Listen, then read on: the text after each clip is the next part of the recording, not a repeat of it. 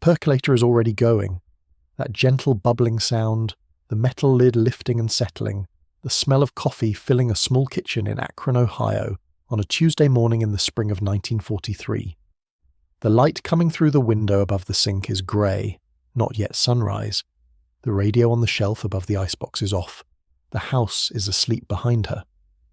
There is a woman moving through the kitchen in her housecoat, slippers worn at the heels, hair pinned back in a quick twist she did without looking in the mirror. She's laying out 3 blue ration stamps on the counter beside a small notebook. She's checking the date on a quart of milk. She's not thinking about anything in particular yet.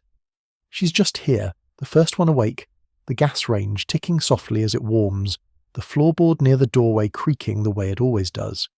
Outside, the milkman has not come yet. Inside, a whole day is about to begin, and it will be very long, and she will not call any of it remarkable. If you enjoy listening to sleep stories like this, subscribe. I post stories like this weekly. Let me show you the house first, because once you see it, everything else makes sense. The kitchen where the woman is standing is the smallest room in the house, and it is also the most important. This is something I want you to feel before we go any further. In the 1940s, the kitchen was not a room you passed through on the way to somewhere else. It was the room where the entire household decided what the day would be. Everything began here. The coffee, the first conversation, the lunch boxes packed at 6 in the morning, the mending basket sitting on the chair in the corner because there was no other place to put it down. The kitchen was the room where the gas range stood, and the gas range was the heart of everything. I want to tell you about that range because it really is the center of this story. By the early 1940s, most American homes that had electricity also had a gas range. Not all of them. Rural homes still cooked on wood stoves well into the late 40s, and some did so into the 50s. But in cities and in most suburbs, the gas range had taken over. It was usually white enamel, sometimes cream-coloured, with 4 burners on top and an oven below, and a smaller broiler compartment beside the oven. Many of them had a clock built into the back panel. Some had a timer. The newest models had a small storage drawer at the bottom that women used for cookie sheets, and the cast-iron skillet that lived its whole life in that house, and would outlive most of the people in it. The gas range had replaced the wood and coal stoves of the previous generation, and the older women in the neighbourhood remembered the difference. A wood stove had to be fed all day. The fire had to be tended. The temperature was something you learned to feel rather than read.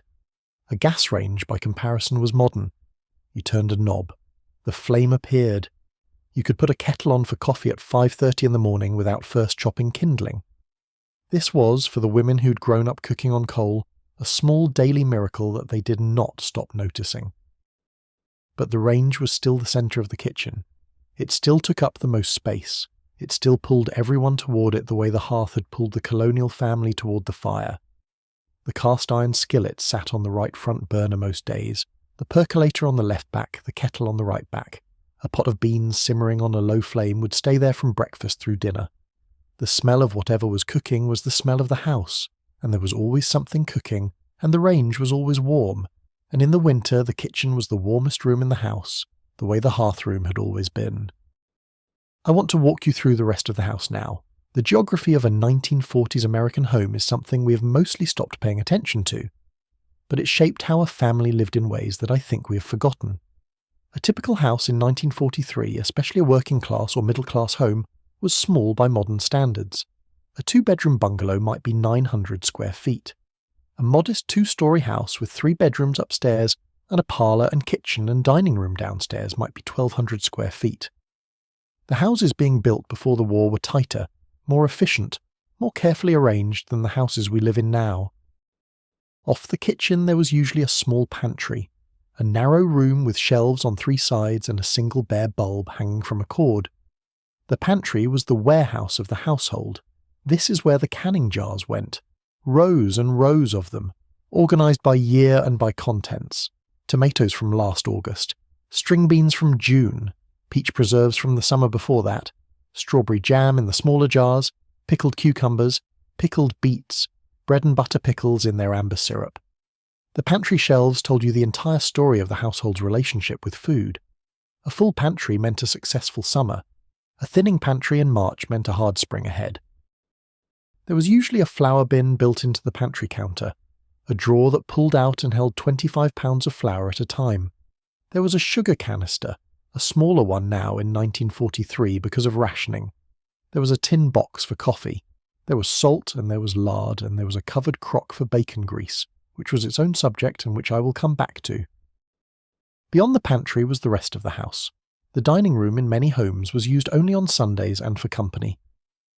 The everyday meals happened at the kitchen table, which usually had 4 chairs around it, and an oilcloth covering it for easy wiping. The parlour or living room was where the console radio stood. This was the second centre of the household, and we'll spend a lot of time with the radio later, but I want you to picture it now.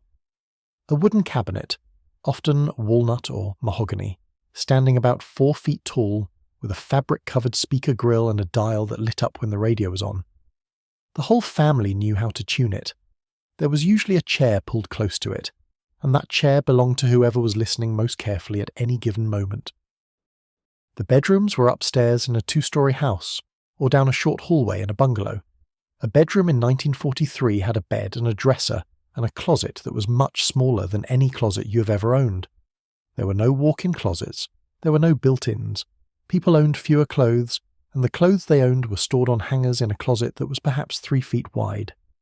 A married couple might share a single closet without difficulty, because together they did not own enough clothing to fill it.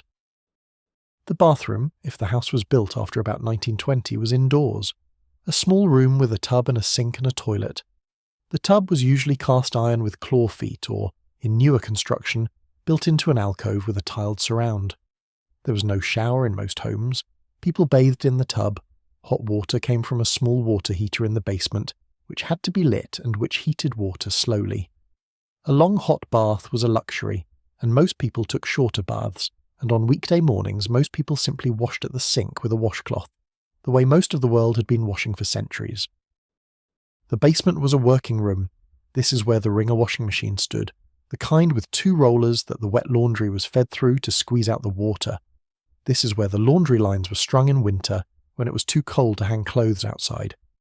This is where the canning supplies were stored, the pressure canner, the blue book of canning recipes, the empty jars waiting to be filled.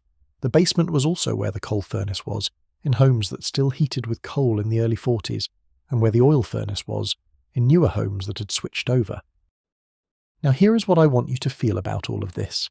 The house was small, the rooms were small, the closets were small, the kitchen was small, and the woman who ran this house was inside it for most of the day, every day, and she knew every inch of it the way a captain knows their ship. She knew which floorboard creaked. She knew which window stuck in damp weather. She knew which burner ran a little hot. She knew the exact angle of light at every hour because she had watched it travel across these walls for years. The geography of a 1940s house was the geography of her competence. Every surface was a working surface. Every shelf had a purpose. The drawer beside the sink held the dish towels. The drawer beside the stove held the pot holders, the long matches, the metal pancake turner, the wooden spoons that had been worn down by 20 years of stirring. The cabinet above the icebox held the canisters for flour and sugar and coffee, set up on a step stool that lived in the corner because she was 5'2" and the cabinet was built for someone taller. I want to ask you something. Have you ever lived somewhere small enough that you knew every inch of it? Not a dorm room or an apartment you only stayed in for a year, but a real home you made small choices in, a place where the cabinet door at the top right was where the tea was kept, and the second drawer down on the left was where the can opener lived, and you did not have to think about either of those things because your hand already knew. There is a particular kind of intimacy with a space that comes from running it, from being the person who put the can opener there in the first place and decided that was where it belonged. The women of the 1940s had that intimacy with their kitchens at a level that I think is almost difficult to imagine now. The house was theirs in a way that we have stopped thinking of houses being anybody's. It was not just where they lived, it was the instrument they played every single day. There was a particular smell to a 1940s house, and I want to try to describe it to you because I think it is one of the things people who lived through that era miss most without quite being able to say so. The smell was layered. There was coffee in the morning. There was bacon grease, which was saved in a tin can on the back of the stove and used for cooking through the week. There was ivory soap, which was the soap most American households used in the bathtub and at the kitchen sink. There was Fell's Naphtha laundry soap, a yellow-brown bar that came in waxy paper and which was used for stains and for the heaviest washing. There was the smell of whatever was simmering on the stove. There was the smell of bread if it was a baking day, which was usually Saturday in most households. There was the smell of canning steam in late summer, which was a smell unlike anything else, a hot, wet, acid sweetness that filled the kitchen for hours. There was the smell of the cellar in winter, which was earth and apples and a faint metallic note from the canning jars. There was the smell of cold air coming in when the back door opened. There was the smell of the cigarette someone in the house was probably smoking, because in 1943 almost everyone smoked, and the smell of tobacco was a constant background presence in American life that we have largely scrubbed out of memory. And underneath all of those smells, in the kitchen at least, there was the faint blue smell of gas. The gas range had a pilot light, a tiny flame that burned constantly inside the housing, ready to ignite the burners when the knob was turned. The pilot light meant a small constant smell of natural gas, especially when the kitchen was cool. People stopped noticing it. Their guests sometimes noticed it. The pilot light had to be relit if it ever went out, and the woman of the house knew how to do this without thinking about it. I find myself genuinely admiring the way these women lived inside their houses. I do not mean that in a sentimental way, I mean it in a practical way. They knew where every penny was, they knew how much flour was in the bin, they knew how many eggs the icebox held and how old each one was, they knew which child needed new shoes and which one had outgrown last year's coat. They held an entire household in their head at all times, the way a chess player holds a board, and the running of that household required the kind of constant low-level calculation that is exhausting in a way nobody ever named, because nobody was paying attention. The icebox deserves a moment of attention before we move on, because in 1943 the icebox was changing. By the early 40s, electric refrigerators had become common in middle-class American homes, but they were still expensive, and many households still had the older icebox, an insulated wooden cabinet with a compartment at the top for a block of ice that the iceman delivered. If your house had an icebox, you had a card in your front window that you turned to indicate how much ice you wanted that day. £25, £50. The iceman came in his truck and carried the block in with tongs and slid it into the upper compartment, and the cold seeped down through the rest of the box. The ice melted slowly into a pan at the bottom that had to be emptied every day, or it would overflow onto the floor. The shift from icebox to refrigerator was a slow one, and many households had both. An older icebox in the back, a newer refrigerator in the kitchen. The refrigerator was small by our standards, maybe 4 cubic feet of usable space. A small freezer compartment at the top that could hold a tray of ice cubes and not much else. A single shelf in the main compartment. There was no door bin, there was no crisper drawer. There was just a small cold space, and you did not put much in it because you did not have much to put. A 1940s refrigerator did not store a week of groceries. It stored what was being used right now. Milk, butter, leftovers from the night before in a covered dish, a small piece of meat being kept for tomorrow's dinner. Most food was stored elsewhere. In the pantry, in the cellar, in the canning jars, in the bread box on the counter. The refrigerator was a small cold room, and it was used judiciously, and it was opened as little as possible because every time the door opened, the cold ran out. There was something the older women did, and I think it is worth knowing about. They walked through the kitchen every morning before they did anything else, and they put their hand on the side of the refrigerator. They could feel whether the motor was running properly. They could feel whether the door had been left open in the night. They could feel whether the cold was holding. The refrigerator was an expensive appliance, and a refrigerator that broke down in 1943 was a household crisis that took weeks to resolve. A repairman had to be called, parts had to be ordered. Wartime shortages meant some parts were unavailable for months. So the woman of the house listened to the refrigerator. She paid attention to it the way you might pay attention to a beloved old animal, watching for any small change. The kitchen sink in 1943 was a porcelain enamelled cast iron unit, often with a single basin and a built-in drain board on one side or both. There was usually a window above it.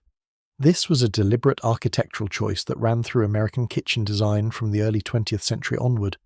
The window was there because the woman of the house spent hours every day at that sink, and she needed to be able to see something other than the wall. Out the window she could see the backyard. She could see her victory garden. She could see the clothesline.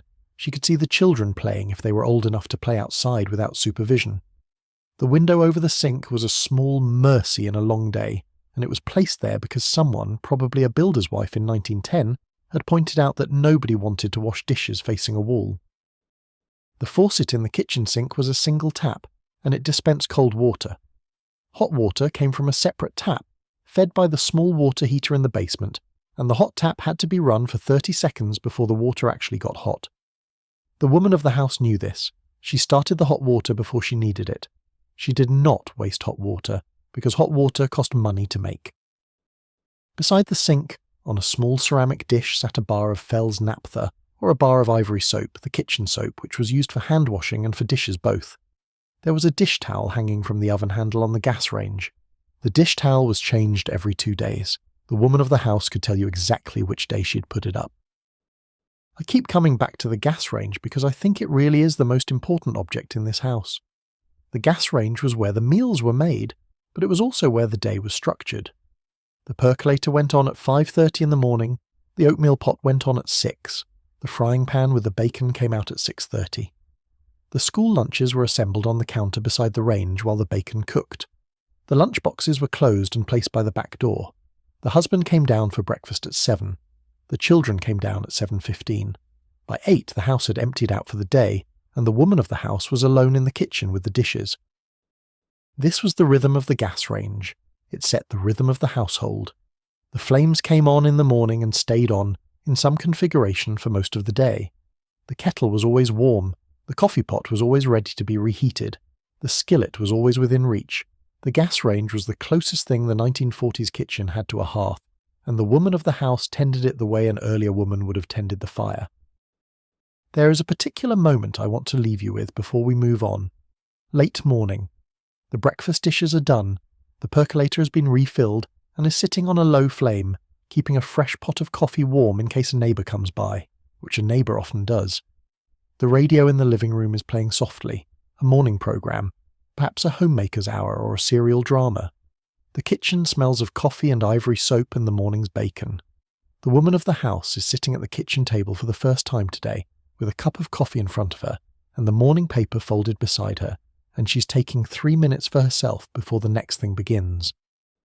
This 3 minutes is sacred. It is the only 3 minutes in the whole day that are entirely hers. She's not asking permission to take them. She's not putting them on a calendar. She's simply, for 3 minutes, sitting in her kitchen, drinking coffee, looking out the window over the sink at the backyard and existing as a person rather than as a function.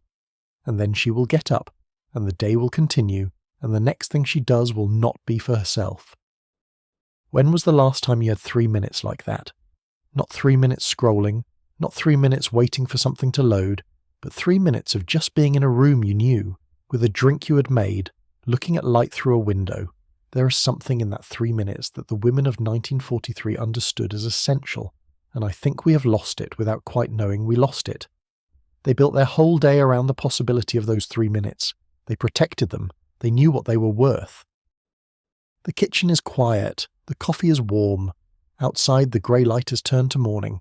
And the day, the long, particular, completely ordinary day of a 1940s American housewife, is just getting started.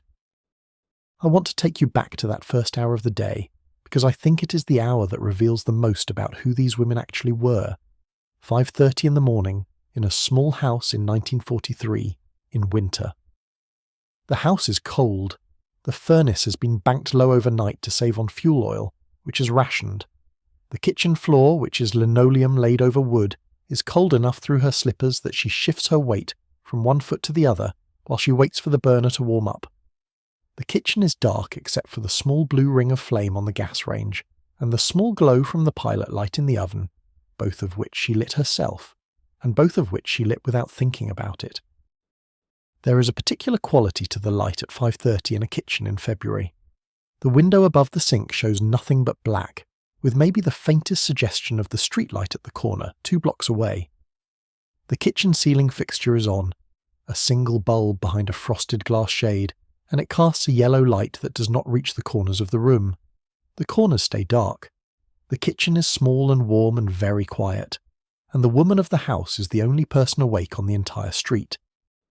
She knows this because she can hear the absence of every other house. There is no sound from the houses on either side. There is no sound from the street. The milkman has not come yet. The paper boy has not come yet. The first bus does not run until 6:15, and even then, it runs slow on a winter morning. She is the only person awake, and the kitchen is hers in a way that it will not be hers again until tonight, after everyone else has gone to bed. She has done this every morning for as long as anyone in this house has been alive. She gets up at 5:30 without an alarm clock. The alarm clock, a small wind-up model with twin bells on top, sits on the nightstand on her husband's side of the bed and is set for 6:45 because that is when he gets up. She's up an hour and 15 minutes before he is, and she has been up an hour and 15 minutes before him every working day since they were married in 1937. He does not know what those 115 minutes look like. He has never seen them. The first thing she does is the percolator. The percolator is a tall aluminum pot with a glass knob on top, and inside it there is a basket and a stem. You fill the bottom with water. You put coffee grounds in the basket. You set it on the burner. As the water heats, it travels up the stem and percolates down through the grounds, and you can watch it happen through the glass knob on top. The small, dark splash of coffee against the inside of the glass, again and again, getting darker each time. It takes about 8 minutes for a percolator to make a full pot of coffee, and during those 8 minutes she does the next things. She turns on the kitchen radio very softly. Not the big console radio in the living room, but a smaller table radio that sits on the shelf above the icebox. She tunes it to a station that plays music at this hour, because the news will not start until 6, and at 5:30 there is sometimes just instrumental music, a piano, or a small orchestra. The volume turns so low that the music feels almost like a thought rather than a sound. She's doing this for herself. The radio at this hour is for her alone. She takes the cast iron skillet out of the storage drawer below the oven. She sets it on the front right burner. She does not turn the burner on yet. She's just putting the pieces in place. She takes the smaller saucepan and fills it with water from the cold tap, 2 cups for the oatmeal. She sets it on the back left burner. She gets the box of oats down from the cabinet. She measures out a cup of oats into a small bowl, ready to add to the water once it is boiling. She adds a 1/4 teaspoon of salt to the oats. The salt is in a small ceramic crock beside the range, with a little wooden spoon stuck in it.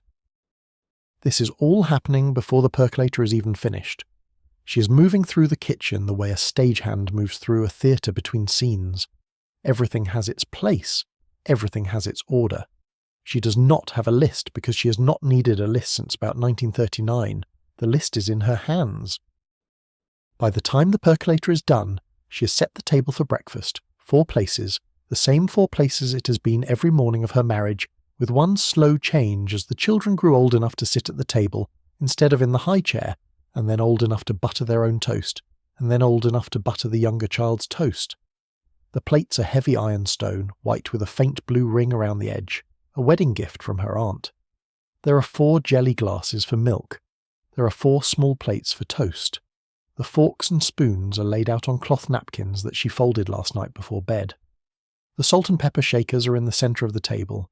The sugar bowl is there too, with a smaller spoon than the one she uses for the oats. She pours her own cup of coffee first. This is the only meal she will eat alone today. She drinks her coffee black, which is a habit from before the war, and which has become a small economy now that sugar is rationed. She does not put cream in it either, because the milk in the icebox needs to last until tomorrow's delivery. She sits at the kitchen table with her coffee, in her chair, the one closest to the back door, and she opens the morning paper. I want to pause here and tell you something about that paper, because the morning paper in 1943 was a different thing than what we now think of as a newspaper. It came in the late afternoon for the evening edition, and there was a separate morning edition, sometimes thinner, sometimes a single section. The paper was thinner during the war because of paper rationing. The headlines were almost always about the war. The advertisements were full of products that no longer existed because the manufacturers had converted to war production. The funnies were on the back page. The radio listings were inside. She read the paper carefully. She read the front page first, which was the war news, and she read it not for entertainment but because she was looking for one specific kind of information. She was looking for any mention of the units her husband's brother served in. Her brother-in-law had been deployed to North Africa the previous spring. He had written 4 letters since then. The most recent letter was 8 weeks old. She read the front page every morning, and she did not say out loud what she was looking for, but she was looking for it. When she did not find it, which was most mornings, she folded the paper carefully and turned to the inside pages. There was the war recipe column, which gave suggestions for stretching meat, for substituting honey for sugar, for making cakes without butter. She read this column with a pencil in her hand. She underlined recipes she might try. She knew most of them already. She underlined them anyway because the act of underlining was a small commitment to keeping going. The radio was still playing softly. The kitchen was warm now. The percolator was on the back burner. The flame turned to its lowest setting, keeping the coffee just warm enough. She had 10 more minutes before she needed to start the bacon. In those 10 minutes, she did something I find genuinely moving. She wrote a letter, or she added a few sentences to a letter she was writing in pieces over the course of a week. The letter was to her brother-in-law in North Africa. She had been writing him for months, and he had probably never received most of what she wrote, because the mail to North Africa was unreliable, and many letters were lost or held up at military censorship offices for weeks before being released. She wrote him anyway. She wrote him about the children. She wrote him about the weather. She wrote him about a movie she had seen, or a song she had heard on the radio, or a small funny thing the youngest child had said. She did not write him about her fear for him. She did not write him about the war. He knew the war. He did not need to read about it from her. The letter was on a sheet of thin onion skin paper, the kind used for V-mail, which was the wartime postal system that photographed letters and sent the microfilm overseas to be reprinted at the destination. V-mail was lighter and faster and more efficient than regular mail, and almost every American household with a serviceman overseas used it. The paper was lined. The writing had to be small but legible. There was a particular handwriting that women of the 1940s developed for V-mail, careful and clear and economical, fitting as much as possible onto the page without crowding it. She wrote 3 sentences. She put the pen down. She would write 3 more tomorrow. This was the texture of her first hour. Coffee, paper, letter, the small radio, the blue flame, the dark window above the sink, the kitchen warming around her in a slow, deliberate way, like a body waking up. Now I want you to think about something. We talk a lot in our time about morning routines. We have apps for them. We have books about them. We have podcasts that interview successful people about their morning routines, and the routines tend to involve cold plunges and journaling and meditation and 20 different supplements. There is nothing wrong with any of that. But the morning routine of a 1940s housewife was not optimized for performance.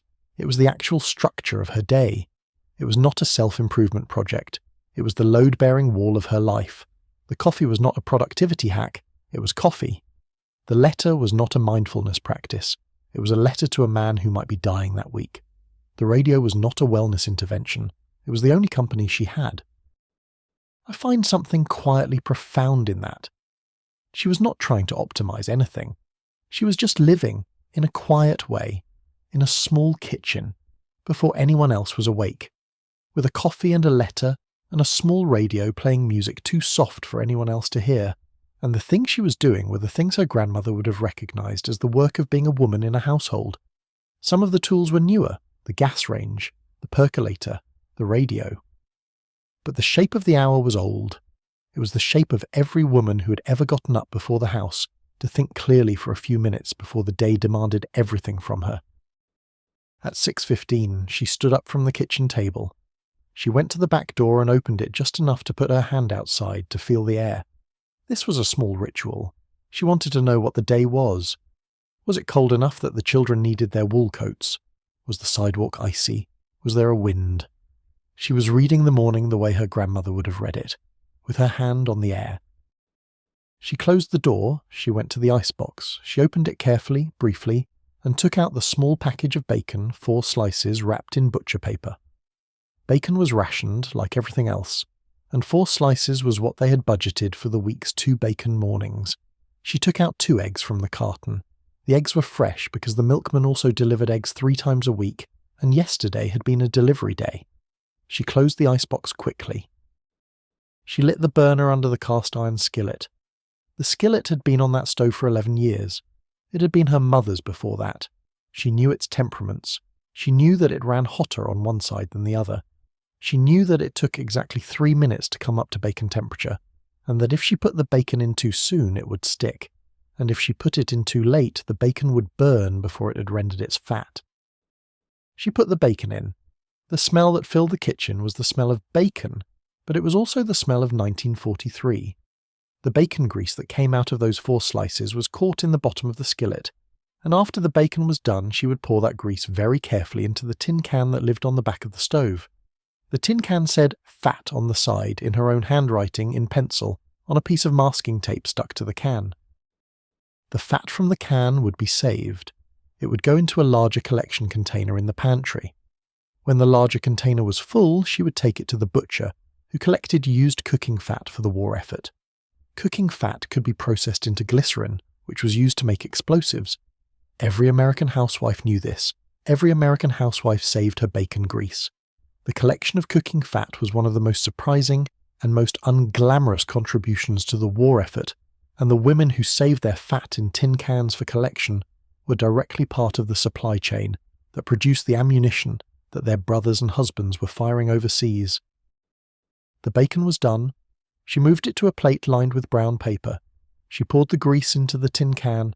She broke the 2 eggs into the skillet in the bacon fat, and they hissed and bubbled and turned white at the edges in a way that was the sound of the morning. She added the oats to the boiling water in the saucepan, lowered the flame and stirred them once. She set the timer on the back of the stove for 5 minutes. By 6:30 breakfast was almost ready. The percolator had been refilled with fresh grounds. The kitchen was warm and smelled of bacon and coffee and oatmeal, and very faintly of the cigarette her husband would smoke as soon as he came downstairs. She heard the alarm clock go off upstairs. She heard her husband's feet on the floor above her, the heavy, slow sound of a man getting out of bed. She heard the bathroom door close. She heard the water in the pipes. The day, the public day, was about to start. Her private day, the hour and 15 minutes that belonged only to her, was over. She poured herself a second cup of coffee, took it to the table, sat down, picked up the paper one more time and waited. This is the moment I want you to hold. This is the moment that I think contains everything important about who these women were. Not the war work, not the rationing, not the endurance, but this. The fact that every single morning, while the house slept, she got up early to be alone in her own kitchen with her own thoughts, before anyone else needed her, before the day made its demands, before she had to be a wife or a mother or a neighbour or an American doing her part. For 1 hour and 15 minutes she was just herself, drinking coffee, listening to soft music, writing to someone she loved, watching the dark slowly turn grey outside the window above the sink. I'm not proposing that we get up at 5:30. I'm not proposing that we go back to that. But I do want to ask you something. When in your day are you alone with yourself before anyone has asked you for anything? When in your day do you sit somewhere familiar with something warm in your hands and let yourself just be there before the obligations begin? There is a kind of protected solitude that these women knew, that they protected fiercely without naming it as protection. They did not call it self-care. They did not call it morning routine. They called it getting up, which makes it sound like nothing at all. But it was something. It was the small daily act of becoming a person before becoming a household. It was the engine of everything else. Outside, the streetlight at the corner 2 blocks away went off. The sky above the back fence was no longer black. The morning was here. She heard her husband come down the stairs. I want to show you the ration book now, because I think it is one of the most extraordinary objects in 20th century American history, and most people who have not held one have no real idea what it actually was. The ration book was a small paper booklet, about the size of a passport, issued by the Office of Price Administration, which everyone called the OPA. It had a beige cover with red printing. The owner's name was written on the front in her own handwriting, along with her address, her age, her height, her weight, and the serial number of the book. Inside were pages of small stamps, perforated like postage stamps, in different colours. The blue stamps were for processed foods, canned goods, jarred goods, anything that came in a tin or jar. The red stamps were for meat, butter, cheese, and fats. Each stamp had a letter and a number, and each had a point value, and the points changed depending on what was being rationed that month. Every American got a ration book. Every adult got their own. Every child got one too, because babies needed milk and growing children needed protein, and the points were calculated to give a household enough, just barely enough, to feed itself. There were 4 ration books in this house. Hers, her husband's, and one each for the 2 children, ages 8 and 5. The books lived in a small wooden box on top of the icebox in a drawer, with a pencil and a small notebook for tracking what she had spent. She balanced her stamps the way her husband balanced the checkbook, with concentration, with care, with a low constant awareness that the line between enough and not enough was thin. Let me tell you how a ration purchase actually worked. She would walk to the grocery store 4 blocks away with her shopping bag and her ration book and her wallet. She would bring her own bag because paper was rationed too, and the grocer did not give bags out freely. At the store, she would walk through the aisles picking up what she needed, and at each item she would do a quick mental calculation. The can of tuna fish was 7 blue points. The package of cheese was 8 red points. The pound of butter was 16 red points. She had 34 red points left for the month, and it was the 18th, which meant 12 more days, and she needed butter for the week and cheese for sandwiches and ideally a small piece of meat for Sunday dinner. The butter alone would take half her remaining red points. The cheese would take another quarter. There would not be enough for meat. She would put the cheese back. She would take a smaller block. She would do the math again. If she got the smaller cheese and the butter, she would have 10 red points left, which would not buy meat but would buy a half-pound of margarine to stretch the butter, and that would have to do. She would carry her selections to the front of the store. The grocer, a man named Mr. Petrowski, who had run this store for 15 years and who knew every woman on this street by name, would tally up her purchases. He would tear out the appropriate stamps from her ration book and put them in his till. He would write the dollar total on a small paper receipt. She would pay in cash. She would put the change in her coin purse. She would walk home with her shopping bag. This is what shopping was in 1943. It was not a quick errand. It was an act of arithmetic and judgment. The bag in her hand on the walk home weighed less than a modern bag of groceries usually does, because there was less in it, and what was in it had been chosen with the care of a small budget being spent against a national emergency. The first ration the OPA imposed was for sugar in May of 1942. Sugar was rationed because most of America's sugar had come from the Philippines and the Pacific, which were now war zones, and the shipping that brought sugar to American kitchens had been redirected to military supply. Each adult was allotted half a pound of sugar per week. This sounds like a lot until you try to bake with it, until you realize that a single pie typically takes 3/4 of a cup of sugar, and a single batch of cookies can take a cup, and the daily coffee for 2 adults can take a 1/4 cup over the course of a week. Sugar rationing changed the way American women cooked. They began using honey, which was not rationed. They began using corn syrup, also not rationed. They began using saccharin, which was new and which most people did not love but accepted. They began making cakes with applesauce instead of sugar, which was actually delicious, and they passed those recipes around at church suppers and at neighborhood coffees, the way people now pass around recipes on the internet, except faster and with more genuine enthusiasm because everyone was solving the same problem. Coffee was rationed beginning in November of 1942, 1 pound per adult every 5 weeks. Most American families drank coffee every morning, sometimes twice a day, and a pound of coffee was about 30 cups. 5 weeks of breakfast at 30 cups did not stretch. Women began making weaker coffee. They began using the same grounds twice. They began drinking coffee with chicory mixed in, which had been standard in Louisiana for decades, and which was suddenly being adopted by housewives in Ohio and Illinois who had never heard of it before. The coffee was rationed for only a year before the restriction was lifted, but the year of weak coffee, the year of saved grounds and chicory blends, became part of the texture of memory for the women who lived through it. Then came meat rationing in March of 1943. This was the one that hurt the most because meat was protein, and protein was how American mothers had always thought about a healthy meal. The standard 1940s dinner had a meat at the center, a pork chop, a piece of chicken, a small steak, a meatloaf. Meat was what a meal was built around, and now it had to be rationed by the ounce. Each person was given a meat allowance of about 28 ounces per week, which sounds reasonable until you account for the bones, the fat, the inedible parts. 28 ounces of bone in chicken yielded perhaps 18 ounces of meat. 28 ounces of beef chuck yielded perhaps 22 ounces of meat. The points were spent on weight, not edible weight. which meant the women who knew their butchers well, who knew how to ask for the cuts that yielded the most, who knew how to make a soup bone last for a week of broth, were the women whose families ate best. The women learned. They learned which cuts of meat were not rationed. Liver was not rationed for a long time, and many women began making liver and onions every Wednesday because it was cheap and stretched and gave their families iron. Tongue was not rationed at first. Heart was not rationed at first. Kidneys were not rationed. The organ meats, which most American families had stopped eating in the prosperous 1920s, came back to the dinner table in 1943, and the women who knew how to cook them, usually women who had grown up in immigrant households where nothing was wasted, became suddenly fashionable in their neighborhoods. Their recipes were copied, their methods were studied. The cooking shifted, the dinner shifted, the whole geometry of the meal changed. Where meat had been the center, now meat was an ingredient.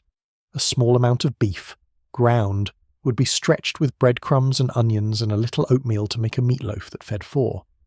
The meatloaf was thicker with filler than a meatloaf would be made today. The proportion of meat to bread might be 3-to-1. The sauce on top, which was usually a mix of tomato and brown sugar and vinegar, was generous because the sauce was free. Casseroles became the great American innovation of the war years. The casserole had existed before, of course, but it became the central form of American home cooking during the war because the casserole was what allowed a small amount of meat to feed a whole family. A pound of ground beef, a can of tomato soup, a bag of egg noodles, a can of green beans, and you had a meal that fed 4 with leftovers. A small piece of ham, cubed, with a can of cream of mushroom soup and a pile of macaroni, and you had Tuesday dinner. The casserole was the great equalizer, the great extender, the great solver of the meat ration. Tuna fish casserole was invented in this period, or rather, the version that became iconic was popularized in this period. It used canned tuna, which was high in protein and easy to ration, with egg noodles and a white sauce and crushed potato chips on top. It was efficient and filling and tasted reliably good, and it could be made with ingredients that were largely not rationed, except for the cheese if you used it.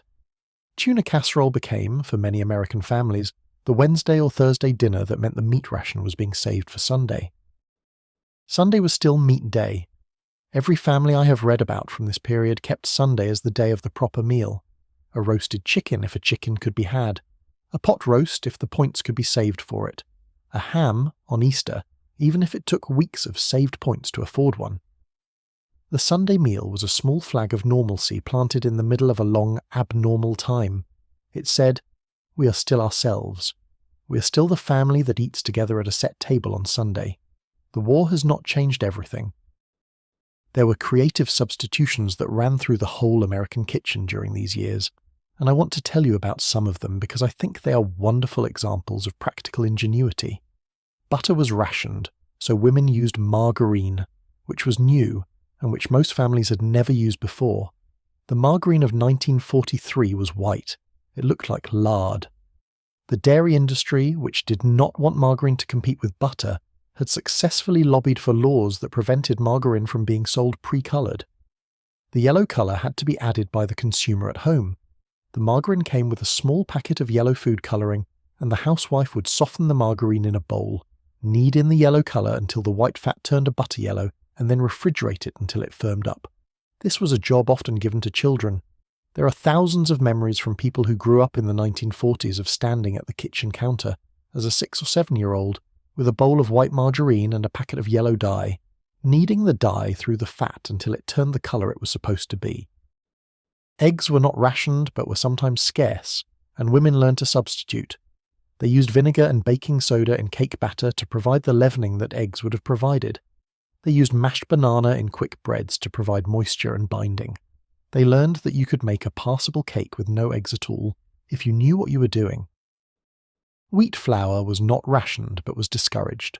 The OPA ran posters and radio spots encouraging women to use less wheat, which was being shipped to England and to Soviet Russia to feed populations under siege. Cornmeal, oats, and rye flour were promoted as alternatives. American women began making cornbread more often. They began making oatmeal cookies instead of butter cookies. They began making rye bread, which had been mostly an immigrant food and which now appeared on dinner tables in households that had never made it before. Coffee, when it was at its scarcest, was sometimes stretched with roasted chicory or roasted barley or even, in some desperate corners, ground roasted acorns. The coffee made with these substitutes was not coffee in any meaningful sense. But it was warm and it was brown and it was something to drink in the morning, and it kept the ritual alive, which was the important thing. I want to tell you about one specific moment in a specific kitchen. Mrs. Halloran, 3 doors down, in the spring of 1943 hosted a coffee for the women of the block. She had saved a half-pound of real coffee for 2 months for the occasion. She made a pound cake using corn syrup instead of sugar and applesauce instead of half the butter, and she served it on her wedding china. The women came over at 2 in the afternoon. They sat in her parlour. They drank real coffee, which most of them had not tasted in weeks. They ate the cake, which was good, and they talked about their husbands and their sons and their brothers, who were variously in basic training, in North Africa, in the South Pacific, in supply depots in Liverpool, in convalescent hospitals in San Francisco. They did not talk about fear. They talked about practical things, about a recipe one of them had heard about, for a meatloaf that used grated potato instead of breadcrumbs, which stretched the meat further. They talked about the new policy at the local A&P, which was now stocking margarine in larger quantities. They talked about the canning club that was forming at the Methodist Church, where women could share equipment and learn pressure canning together. The coffee ended at 4. The women walked home in the late afternoon light, each of them carrying a small piece of paper with someone's recipe written on it, each of them feeling slightly more capable than they had felt at noon. This was how the rationing economy actually worked, not just through the ration books and the OPA and the formal supply chain, through women teaching each other, through coffees and church basements and over the back fence, through recipes passed hand to hand the way they had been passed hand to hand for centuries. There is a phrase that came out of this period that I think is one of the great American phrases of the 20th century. Use it up, wear it out, make it do, or do without. It was on posters during the war. It was a slogan, but it was also a working philosophy that had been Yankee thrift for generations and that the war made universal. Every kitchen in America was running on this principle in 1943, and most of the women running those kitchens did not consider themselves to be doing anything special. They were just making the day work with what was available. I want to ask you something, and I mean this as gently as I can. We live in a moment of extraordinary food abundance. The grocery store I went to last weekend had 19 kinds of orange juice. The aisle for breakfast cereal alone was longer than this entire kitchen would be. We can have any food we want at almost any time, and we are, by many measures, less satisfied with our meals than the generation that ate tuna casserole because it was Tuesday. There is something about constraint that sharpens appreciation. It is a lesson I think about sometimes when I am standing in front of a refrigerator with 100 options and somehow cannot decide what I want to eat. The women of 1943 did not have 100 options. They had 4 ration books and a budget and a husband and 2 children, and a dinner that needed to be on the table at 6. And they made it work. They made it work week after week, month after month, for nearly 4 years of war and several more years of post-war shortages. And what they made was not just dinner. It was the visible evidence that the household was holding, that the family was still functioning, that the country was still possible. The dinner on the table was a daily small political act, although none of them would have called it that. It was just dinner. The skill they developed during these years did not disappear when rationing ended. The women who learned to stretch meat and substitute eggs and make cake from applesauce kept some of those habits for the rest of their lives. They kept the bacon grease can on the back of the stove long after the fat collection program had ended. They kept the small notebook for tracking what they spent at the grocery, because the discipline of writing it down had become a habit they could not break. They kept the practice of using the same coffee grounds twice in the morning, and the second cup was always weaker, but it was still coffee. There is something in this that I find beautiful. The skills that were forced on these women by the war were not abandoned when the war ended. They were absorbed. They became part of how these women cooked and ran their households for the rest of their lives, and in many cases those habits passed to their daughters, who passed some of them on to their daughters, until a few of them landed almost unrecognised in our own kitchens. The bacon grease can is gone in most homes now. But somewhere, your grandmother still has a small jar of saved cooking fat in her refrigerator, and if you ask her why, she'll give you a slightly puzzled look, because she has never not done it. The practice is older than the reason for it. The reason is gone, but the practice remains. The pantry was emptier in 1943 than it had been in 1939. The icebox held less. The dinner plate had less on it. And yet the table was set, and the family was fed, and the dinner happened every night at 6, and the children grew and the household held. And the women who held it together did so with such complete absence of self-congratulation that the historians had to come along 40 years later to say, look at what they did, look at what they actually did, with a small budget and a ration book and a single cast-iron skillet, and the determination not to let anyone in this house go hungry while their country was at war. She closed the ration book. She put it back in the wooden drawer above the icebox. She picked up the shopping bag. The cheese was wrapped. The half-stick of butter was wrapped. The 2 pounds of potatoes were wrapped. The dinner for tonight was already taking shape in her mind, although she had not started cooking yet. She had 3 more hours of daylight, and there was laundry on the line, and the canning shelf to check, and the youngest child's coat to mend, and 100 small things to do before the dinner went on the table at 6. But the food was in the bag, and the bag was on the counter, and that meant the family would eat tonight, which meant the day was, in its smallest and most important way, working. Step out the back door with me. It is late afternoon now, and the day has warmed enough that she does not need a coat for what she's going out to do.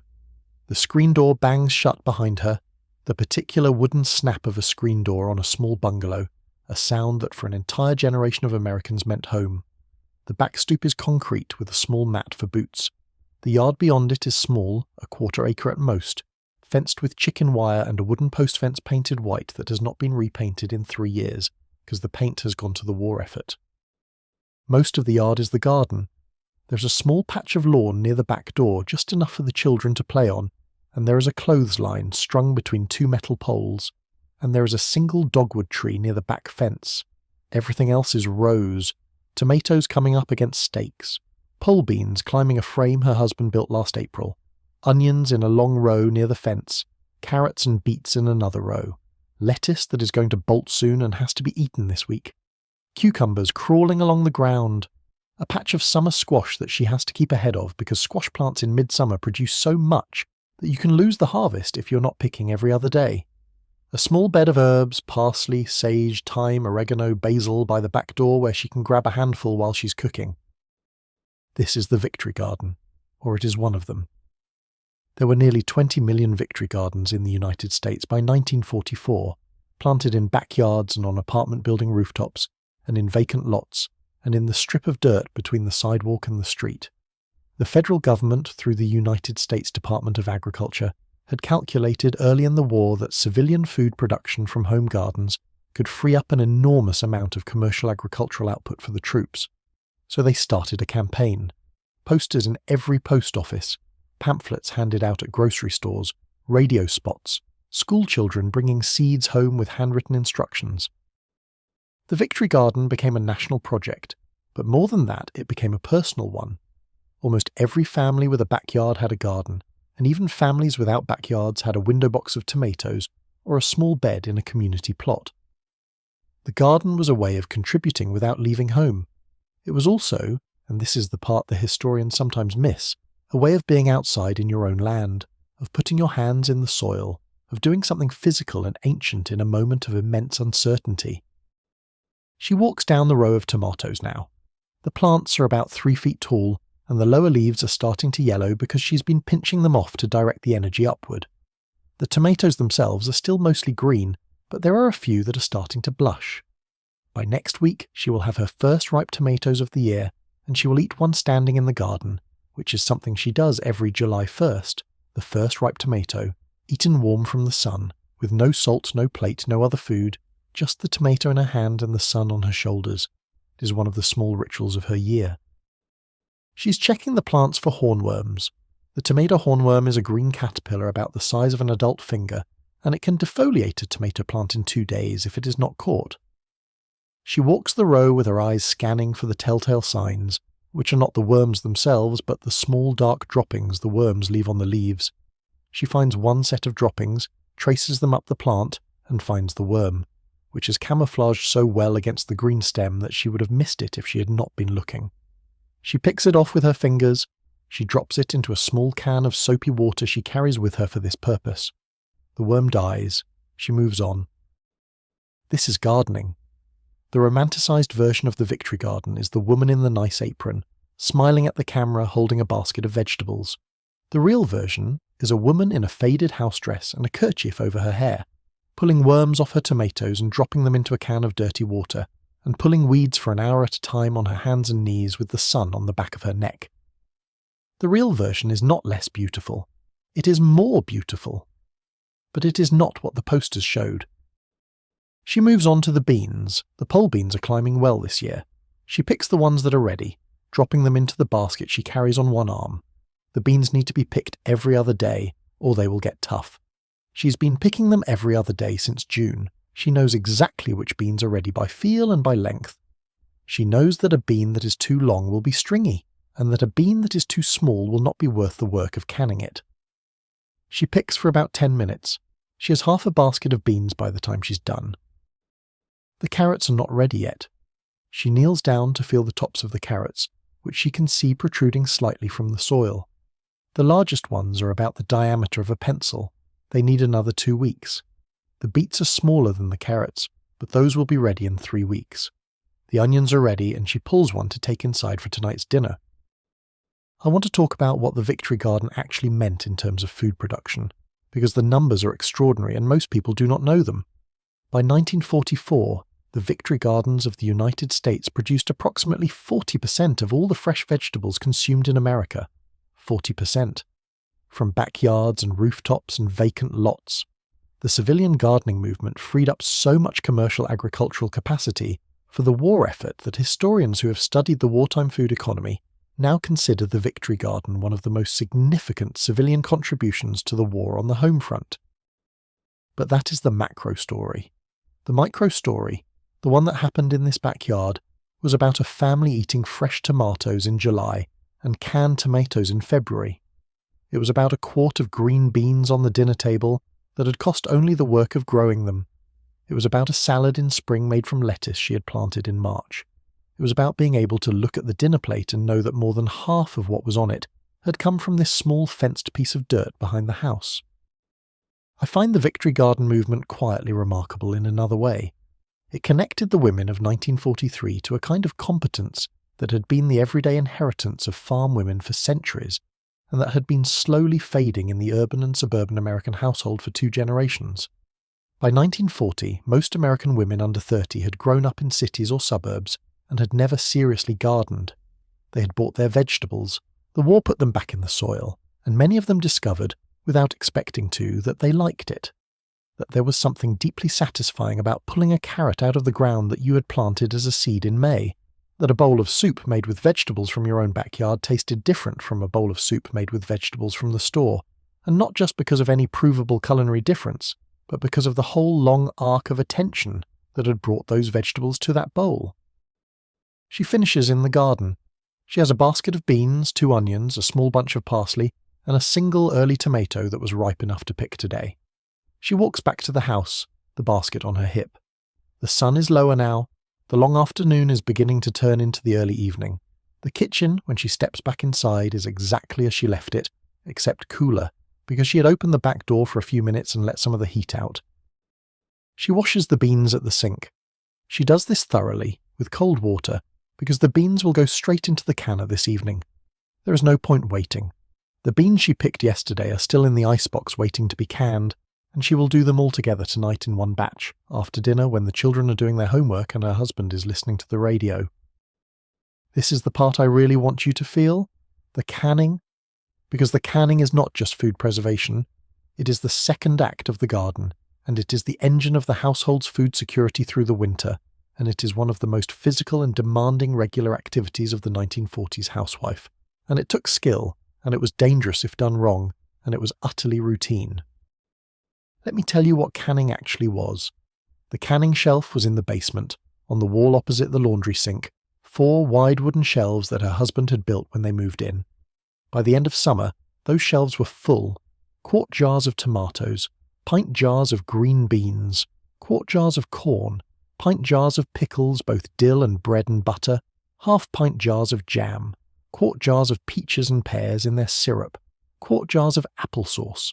The shelves told you the seasons. The bottom shelf, the older preserves from last summer that were almost gone. The top shelf, the new preserves she was making now, this summer, that would feed the family through the coming winter and into next spring. A pressure canner is a heavy metal pot with a lid that locks down with bolts and has a pressure gauge on top. The pressure canner she had cost her $16 in 1939, which was a significant purchase, and which her husband had given her as an anniversary gift, which is the kind of practical romance that defined the 1940s marriage. The canner held 7 quart jars at a time. To use it, you put the jars in the canner with about 2 inches of water in the bottom. You sealed the canner, you put it on the stove, you turned the gas range to high. The water inside heated and turned to steam, and the steam built up pressure inside the sealed canner, and the pressure forced the temperature higher than boiling water alone could reach. At 10 pounds of pressure, the temperature inside the canner was about 240 degrees Fahrenheit, which was hot enough to kill the bacterial spores that caused botulism, which was the great fear of canning low-acid foods. The canning had to be done correctly or someone could die.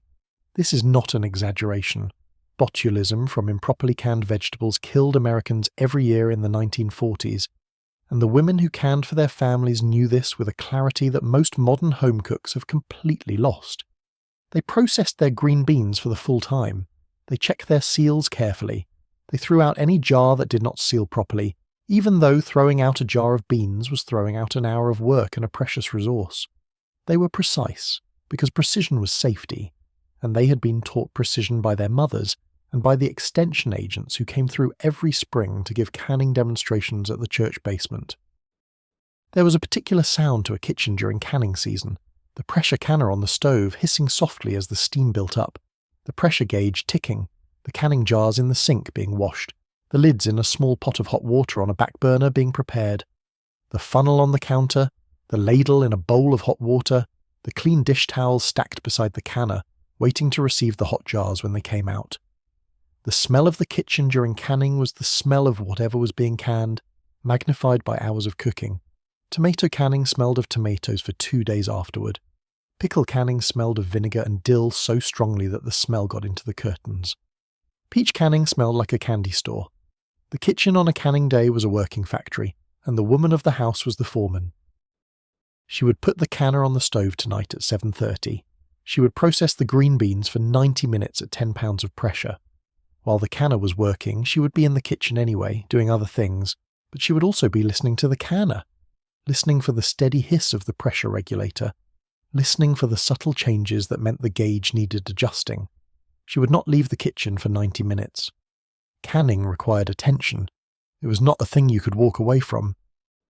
When the 90 minutes were done, she would turn off the gas range. She would let the canner sit on the stove for another 20 minutes while the pressure came down naturally. She would not rush this part. Rushing meant the jars could break. When the gauge read 0, she would carefully open the canner. The cloud of steam that rose up was hot enough to scald, and she would lean back from it. She would take the jars out one at a time with a jar lifter, a special tool with rubber-padded jaws, and set them on the dish towel on the counter. As they cooled, they would seal. She would hear the small popping sound of each lid pulling down as the vacuum formed inside. The first pop, the second, the 7th. By the time she went to bed, all 7 jars would have sealed, and she would carry them down to the basement in the morning to add to the canning shelf. The canning shelf in 1943 was a kind of wealth that the modern household has lost the equivalent of entirely. It was edible savings, it was security, it was visible, countable, touchable insurance against a hard winter. To stand in front of a full canning shelf in October and see the rows of jars catching the light from the basement bulb was to know that your family was provided for through April, no matter what happened. No matter how cold the winter, no matter how thin the meat ration got, no matter how empty the grocery store shelves became, there were green beans, there were tomatoes, there was applesauce, there was jam. The shelf was the household's bank, and the woman of the house was its banker. I want to ask you something. When was the last time you stood in front of something you had made with your own hands and felt that what you had made was directly going to feed your family for months? We have, almost without noticing, surrendered most of that kind of provisioning to grocery stores and supply chains and frozen food sections. Which is fine. I'm not proposing we go back to canning all our beans. But I do think there is something we have lost in the process, a particular kind of relationship with the food that comes into our houses. The women of 1943 knew exactly where their food came from, because they had grown most of it. They had picked it. They had washed it. They had cut it up. They had jarred it. They had processed it in a pressure canner. They had carried the jars down to the cellar. They had stacked them. The food on the dinner plate in February could be traced backward, in their memory, all the way to the seed in May. There was something else about the canning shelf that I find genuinely moving. It was a record of the woman's year, the handwriting on the labels, the dates, the contents. She knew, looking at the shelf, exactly when each jar had been put up and what the weather had been that day and what she had been thinking about while she did it. The jar of strawberry jam in the corner had been made the day after the news from the Battle of Midway came through. She remembered listening to the radio while the strawberries simmered. The jars of green beans on the lower shelf had been done over the course of 3 nights in the second week of August 1942, and she remembered because the youngest child had been sick that week, and she had been canning with one ear listening for the cough from the bedroom upstairs. The shelf was not just food, it was time. It was her own life, organised by jar. She leaves the basement now. The beans she just picked are in the colander on the counter, draining. The earlier beans from yesterday are in the icebox. Tonight, after dinner, she will combine them and process the whole batch. The kitchen is warm in the late afternoon. The children will be home from school in 20 minutes. Her husband will be home at 5:30. Dinner is going to be the leftover meatloaf from last night, sliced cold, with a salad from the garden, and bread, and a pitcher of cold water. It is a small dinner. Tomorrow's dinner will be the soup she made on Sunday, stretched with extra potatoes. The day's food has been arranged. The week's food has been arranged. The summer's food is being arranged jar by jar on the shelves below the kitchen. Outside, the dogwood tree at the back fence is in full leaf. The clothesline is empty because she brought the laundry in this morning. The garden is producing. The sun is moving toward the west. The afternoon is turning into the early evening. The day is doing what days do, which is moving forward, regardless of whether anyone is watching, and she has been watching all of it, all day, with her own quiet attention, and the household is exactly where it should be at this hour, which is the closest thing to success she gets to feel about her work, because nobody's going to hand her a bonus or a certificate or a trophy. The garden is her trophy. The canning shelf is her record. The dinner that goes on the table at 6 is her daily proof. I want to take you out of the house now just for a little while because the 1940s American housewife did not exist alone in her kitchen. She existed inside a network of other women, and that network was, in some ways, the most important infrastructure in her life. The block where she lived was its own small organism. The women on it knew each other. They knew each other's husbands and children. They knew who was sick and who was travelling and who had received news this week and who was waiting for news. The neighbourhood was a kind of intelligence network, an emergency response system, and social support group all at once, and it ran on its own quiet logic that nobody bothered to formalise because everyone already knew the rules. Let me describe the block. 12 houses on her side of the street, 12 on the other. Modest 2-bedroom and 3-bedroom houses, mostly brick, mostly built between 1920 and 1935. Sidewalks, maple trees planted in the strip between the sidewalk and the street, mature now, throwing shade in summer. Front porches on most of the houses. Backyards mostly fenced, with gates at the corners that let neighbours walk between yards without having to go around. The whole block had been built at roughly the same time and had been settled by roughly the same kind of family, working class and lower middle class, men who worked at the rubber plant or the steel mill or the railroad, women who kept house. The block had its own social fabric woven during the Depression years and tested now by the war. The women of this block had a phone tree. This was not its formal name. They did not call it that. But it functioned as one. If something happened, news travelled. Mrs. Halloran's son got accepted to the Army Air Corps, and within an hour every woman on the block knew. Mrs. Peterson's mother-in-law fell down the basement stairs and broke her hip. And within 30 minutes 3 women were in the kitchen helping Mrs. Peterson figure out who would watch her children while she went to the hospital. The phone calls happened, and then the women showed up. They brought casseroles. They brought offers of help. They brought the soft, particular presence of women who had done this before for each other, who knew that the most important thing a neighbour could bring in a hard moment was their own hands and their own time. The phone itself is worth a moment of attention. The telephone in 1943 was a black Bakelite handset on a single cord, mounted on the wall in most homes, often in a small alcove off the kitchen or in the front hall. The phone book for the city was a thin volume kept in the drawer of the telephone table. The phone was rotary, with a heavy dial that rotated under your finger and clicked back into place when you released it. Long-distance calls were expensive. Most calls were local. Many homes were on a party line, which meant that 2 or 3 or sometimes 4 households shared a single phone line, and you had to wait for the line to be free before you could place a call. Picking up the receiver and hearing your neighbour's conversation was a normal occurrence. Hanging up quickly and apologising later was a normal occurrence. The party line was one of the strange social technologies of the 1940s, and it produced a particular form of unwanted intimacy that everyone managed by mutual unspoken agreement. There was a war effort that happened on the neighbourhood level, and it had its own structure. Each block had a block warden. The block warden was almost always a man, often an older man too old for the draft, but sometimes a woman, especially in blocks where most of the men had gone. The block warden's job was to be the local point of contact for civil defence. He or she had a helmet, a whistle, and an armband marking them as official, and they were responsible for the block during air raid drills and blackouts. The blackouts were a regular part of life on the east and west coast during the early years of the war, and they were practiced, occasionally, in the interior of the country as well. The principle was that a fully lit American city could be visible from the ocean and could provide a beacon for enemy submarines or aircraft. So at certain announced times, every house on every block was required to turn off all visible lights, or to cover their windows with blackout curtains so that no light leaked outside. The block warden walked the block during the blackout, looking up at the houses, checking for any glow from any window. If a house had light leaking out, the block warden would knock on the door. The conversation that followed was always polite, but it was clear. The light needed to be covered.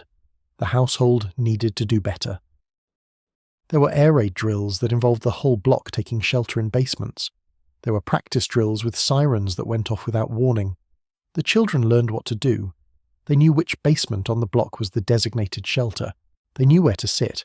They knew not to be scared, because their mothers were not visibly scared, although their mothers were of course terrified, but they had decided collectively and without discussion that the children would not see fear on their faces during these drills. So the children remembered the drills, in their later memories, as a kind of game. The mothers remembered them as the war touching their actual block, their actual children, and they remembered them differently. There were scrap drives. The scrap drives were organised at the block level, often by the women, and they collected materials that the war effort needed. Tin cans, washed and flattened. Aluminum, including, in one famous case, the aluminum windshields off old airplanes that women in California donated en masse. Newspapers, tied in bundles. Rubber of all kinds, including old garden hoses and tyres and the rubber soles off worn-out shoes, and perhaps most surprisingly, fat. The cooking fat collection that I mentioned earlier. The neighbourhood scrap drives turned each block into a small munitions factory. Women would go through their houses looking for anything that could be donated. The youngest children were given the job of flattening the tin cans with a hammer, which was a job they enjoyed. There was a particular ritual to the scrap drive. A truck would come on a designated day.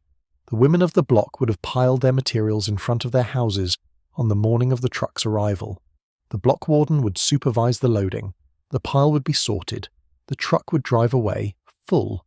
The women would stand on the sidewalks and wave. The whole event took about an hour. It happened maybe 4 times a year. And in those 4 hours per year, the women of this block contributed materially, directly, measurably, to the manufacturing capacity of the United States military. I want to tell you about the Red Cross volunteers. Almost every block had 1 or 2 women who volunteered with the Red Cross, and the volunteer activities they did during the war were extensive and unglamorous and absolutely vital.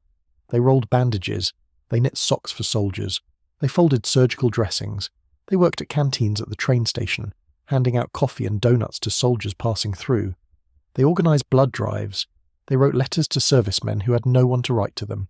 They served as nurses' aides at the local hospital, freeing up trained nurses for war duty. The bandage rolling in particular was a regular weekly activity for many women. The Red Cross would deliver gauze to a designated location, usually a church basement or a school cafeteria, and the women of the neighbourhood would gather there one afternoon a week to roll bandages. They sat at long tables. They talked while they worked. The work itself was simple, but it had to be done correctly, with consistent tension and uniform size, because these bandages were going to be used on actual wounded soldiers, possibly their own sons or husbands or brothers, and the bandage had to work when the moment came.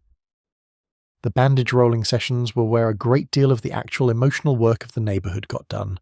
The women talked while they rolled. They talked about the news. They talked about who had received a letter and who had not. They talked about the prices at the grocery store. They talked about a recipe one of them had tried. They talked about a son's report card. They talked about the small ordinary things that hold a community together, while the great extraordinary things, the war, the casualties, the uncertainty, pressed in from all sides.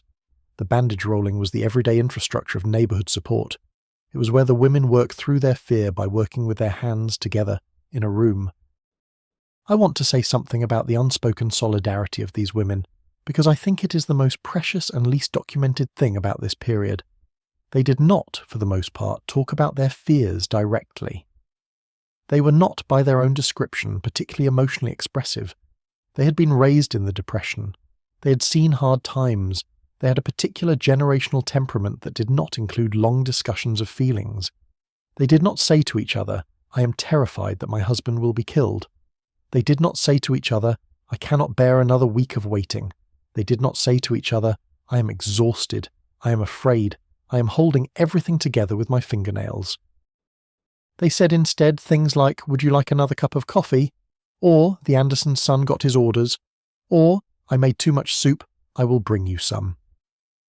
They communicated through actions and through small understood words, and the unsaid was understood without being said, and the support was given without ever being framed as support. This was, I think, the most American kind of grace. It was unsentimental, it was practical, it was unfailing. The neighbourhood had its rituals, the morning conversations over the back fence while one woman was hanging laundry and the other was bringing in laundry. The afternoon coffees, when one woman would invite 3 or 4 others over for a piece of cake and a cup of coffee. The Sunday afternoons in summer when the families would all be in their backyards at the same time, and the children would run between yards, and the women would talk over the fence while the men listened to baseball on the radio. The Halloween parade for the children, the Christmas Eve gathering at the Halloran house, which had gone on every year since 1934. The Easter egg hunt in Mrs. Peterson's yard, organised for the youngest children. The 4th of July picnic in the alley behind the houses with everyone bringing a dish. These rituals continued through the war. They continued in some cases with smaller portions and substituted ingredients and absent men, but they continued. The Christmas Eve gathering at the Halloran house in 1943 was sparser than it had been in 1938, because 4 men from the block were overseas, and 1 was at sea and 1 was in basic training in Texas. But it still happened. The same women came. They still made the same dishes, with substitutions where necessary. They sang the same carols. They told the same stories. Their continuity was not a small thing. It was not a sentimental thing. It was the visible determination to keep the thread of normal life unbroken, even while the rest of the world was doing what the rest of the world was doing. There is a phrase that gets used about the home front, about the way Americans pulled together during the Second World War, and the phrase has been used so often that it can sound like cliché. But I want to defend it for a moment, because it was real. The Americans of this period, and especially the women, did pull together. They did help each other. They did, on a daily, ordinary, unphotographed level, take care of each other in ways that we have, in some ways, lost. The block was a unit. The block knew itself. The block held its own. There was a woman 2 doors down whose son had been killed at Tarawa in November of 1943. The Gold Star flag went up in her front window the week of Thanksgiving. The flag was a small banner hung in the window with a blue star on a white field for each son or husband serving and a gold star for each one killed. When a gold star appeared in a window, the entire block knew within an hour. The women came. They came that day and the next day and the day after. They brought food. They brought their hands. They brought the simple presence of women who had been afraid of this exact thing for their own sons, and who had learned, in that moment, that the neighbour's worst fear had become real. They sat with her. They did not say, "I cannot imagine." They did not say, "You are so brave." They sat with her, and they let her say whatever she needed to say or not say. They held her hand if she wanted her hand held. They did the dishes. They walked her younger children to school. They came every day for a week, and then every other day for a month, and then once a week for as long as it took. The grief was not their grief, but the work of carrying it was a shared work, and they shared it without anyone needing to be asked. I find this almost unbearably moving. The fact that, on this small block in a working-class neighbourhood in 1943, the women had constructed, without intending to, an emotional and practical support system that responded to a son's death the way a much larger formal organisation might have responded. They were not professionals. They were not credentialed. They were just the women who lived next door, who had known each other for 10 or 15 years, who had shared coffees and casseroles and bandages, and who, when the worst happened, simply showed up. I want to ask you something. Do you know your neighbours? I mean, really know them. Not just their names. Not just to wave at. Do you know what they do for work? Do you know if they have parents who are sick? Do you know what they would do if they got bad news on a Tuesday afternoon? The American neighbourhood of the 1940s was small, often closed in ways we would now recognise as problematic, sometimes parochial, sometimes prejudiced, not always welcoming to outsiders. I do not want to romanticise it, but it had something we have, in many places, lost. It had density. It had the kind of accidental intimacy that comes from people living in close proximity over time and learning each other slowly. And in a moment of national crisis, that accidental intimacy turned out to be infrastructure. It turned out to be the thing that held people up. The block tonight, in late afternoon in summer, looks calm. The maple trees are casting long shadows on the sidewalks. The children are coming home from school in groups of 3 and 4, swinging their lunch boxes. The mothers are stepping out onto their porches to watch for them. There is a casual back fence conversation happening between Mrs. Anderson and Mrs. Peterson about the price of margarine. There is a group of older boys at the corner playing some kind of stickball. The Pinkers' radio is audible from their open kitchen window, the afternoon programme. Somewhere, someone is sweeping a porch. The whole block is doing its small ordinary evening, and the small ordinary evening is the result of dozens of women, including her, doing their small ordinary work every day, in a way that nobody photographs and nobody writes down. She walks back into her own kitchen. The children are coming up the front walk. She can hear them. The screen door bangs. The youngest one is already calling for her. She steps to the front of the house. She is back at work. The kitchen has been waiting. The dinner is almost ready. The block has gone on without her for an hour, and now she steps back into her own particular role in it, which is to be the mother of these specific children in this specific house with this specific dinner about to be served. The neighbourhood is a network. She is one knot in the net. The net holds because every knot holds. There is a letter on the kitchen counter that I have not told you about yet. It came in yesterday's mail. It has been sitting on the counter all day beside the bread box, unopened. She has walked past it perhaps 30 times today. She has been near it while she made breakfast. She has been near it while she did the dishes. She has been near it while she put the lunches together. She has not opened it. She's not avoiding it exactly. She's waiting for the right moment, which means she's waiting until the children are asleep and her husband is in the bath, and the house is quiet enough that she can be alone with whatever the letter says. The envelope is small. It is a V-mail envelope, with the distinctive light blue colour and the printed lines for return address. The handwriting on it is her brother-in-law's. The return address is Army Post Office number 305, which she knows means North Africa. The postmark is from 12 days ago. The letter has crossed an ocean and travelled across the United States and arrived in her mailbox yesterday afternoon. It is the first letter from him in 8 weeks. She is not opening it because she does not know what is in it. The longer it stays unopened, the longer she gets to keep alive the possibility that it is a letter saying everything is fine.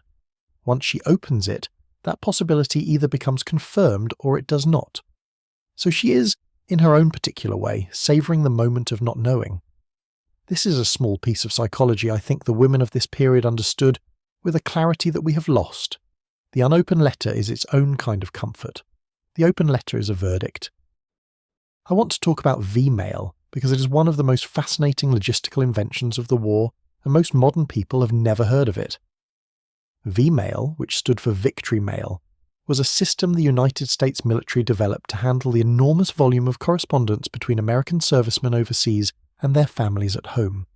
The basic problem was that letters take up cargo space, and cargo space was at a premium because every cubic foot used for letters was a cubic foot not used for ammunition or food or medicine. So the military, working with Eastman Kodak, developed a system in which letters were photographed onto microfilm at the point of origin, and the microfilm was shipped overseas, and at the destination, the microfilm was reprinted and delivered as small reduced-size letters. The V-mail letter you received was not the actual paper your loved one had written on. It was a photographic reprint of his original letter, printed onto a small standardized form, which was then folded and put in an envelope and delivered to you. The original letter, the one he had actually held and written on, was destroyed after being photographed. You held a kind of facsimile. You held an image of his handwriting, but not his actual handwriting on actual paper. This was efficient. The military estimated that V-mail saved enormous amounts of cargo space throughout the war, because 37 mail bags of regular letters could be reduced to a single mail bag of V-mail microfilm. The system processed over 1 billion letters in both directions during the war years, and it allowed millions of American families to maintain regular correspondence with their servicemen overseas in a way that simply would not have been possible with regular mail volume. But the strange truth of V-mail was that what you held in your hand was a photograph. The intimacy of paper, the indentations of the pen, the small smudges, the place where his thumb had rested while he wrote, all of that was gone. It had been reduced to information, and the information had been faithfully reproduced, and the paper you held was clean and standardized, and not the paper he had touched. Many women minded this and did not say so. They wanted the actual letter. They wanted the paper that had been in his hand. The V-mail system gave them his words, but not his presence. It was the great wartime example of a thing being made more efficient and slightly less human in the process. And the women who received V-mail every week understood this even when they did not have the words to say it. There were also regular letters, when men were stateside or in transit, written on whatever paper was available. Those letters were treasured. The paper itself was kept. It was tucked into a small box in a dresser drawer, beside the marriage license and the birth certificates of the children. The handwriting on the regular letters was held by the woman who received them, sometimes for the rest of her life. After the war, the boxes of letters were labelled and stored, and many of those boxes ended up in attics and basements, and many of those boxes ended up donated after the woman's death to historical archives. Many of the letters that historians now use to reconstruct the wartime experience came out of those boxes that women kept beside their birth certificates for 50 years. Censorship was a real fact of military mail. Every letter from a serviceman overseas was read by a censor before it left the military post. The censor's job was to remove any information that could be useful to the enemy: the name of the unit, the location, the date, the names of other servicemen, specific descriptions of weapons or equipment or tactics or anything that could indicate where the unit was or what it was doing. If a letter contained sensitive information, the censor would cut the offending words out with a small knife or razor, leaving holes in the letter. A letter with holes in it was not unusual. The women of this country received thousands of letters with holes in them. The censorship marks shaped the letters in ways that the soldiers had to learn to manage. They could not write about where they were or what they were doing. They could not name their friends. They could not describe the food or the weather in any specific way that might give location away. So they wrote instead about other things. They wrote about home. They asked about the children. They asked about the garden. They asked about a particular meal they remembered. They wrote about the future, what they would do when they came home, what they wanted to eat first, who they wanted to see. The letters from overseas were intensely about home, because home was the only safe topic.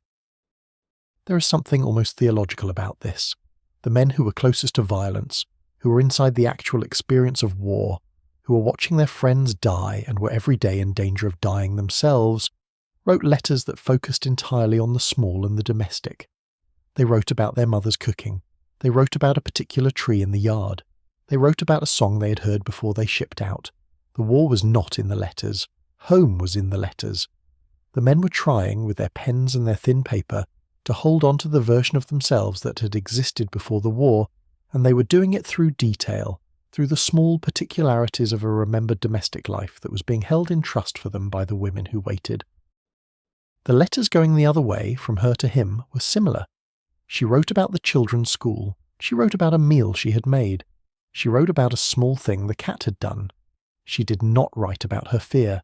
She did not write about the news. She did not write about the gold star that had appeared 2 doors down. She wrote about home in a careful, steady voice, as if home were a continuing reality that he could come back to without anything having changed.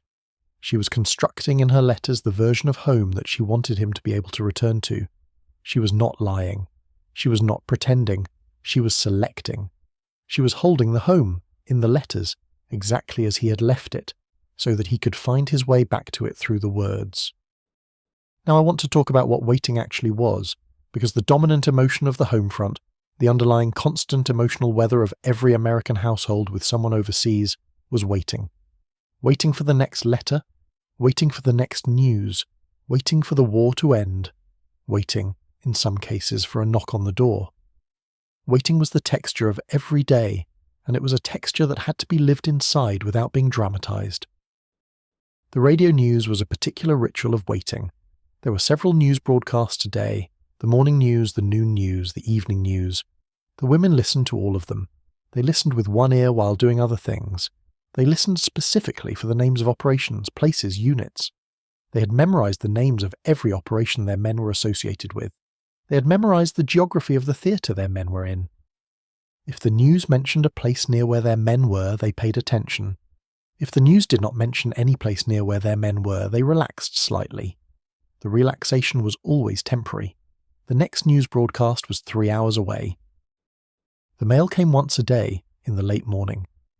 The mailman walked the block with his canvas bag, putting mail through the slots in the front doors. The women of the block, if they were home at that hour, watched for him through their front windows. They did not stand at the window, obviously. They did not let him see that they were watching. But they were watching. Every day. The mailman passing without stopping at your house meant another day without news. The mailman stopping at your house and putting something through the slot meant a moment of either relief or terror, and you would not know which until you walked to the door and picked up the envelope. There was a particular kind of envelope that nobody wanted. The Western Union telegram. The official telegram from the War Department arrived in a yellow envelope, hand-delivered by a Western Union messenger, usually on a bicycle. When a yellow envelope appeared on the block, every woman knew. The messenger was visible from a distance. The block fell silent as he rode down the street. People watched from behind their curtains to see which house he stopped at. They held their breath. When he stopped at a house and rang the bell, the entire block exhaled, in a strange mix of horror for the woman who was about to receive the news, and shame, because part of every woman's relief was that it was not her house this time. The Western Union messenger on a bicycle was, in 1943, possibly the most feared figure in American civilian life. She had not yet received a yellow envelope. None of her people, neither her husband, who was working at the rubber plant on a deferment because his work was essential, nor her brother-in-law, who was in North Africa, nor her younger brother, who was in basic training at Camp Beauregard, had been touched by the war in the worst way. She knew that this could change. She knew that any day the messenger could come.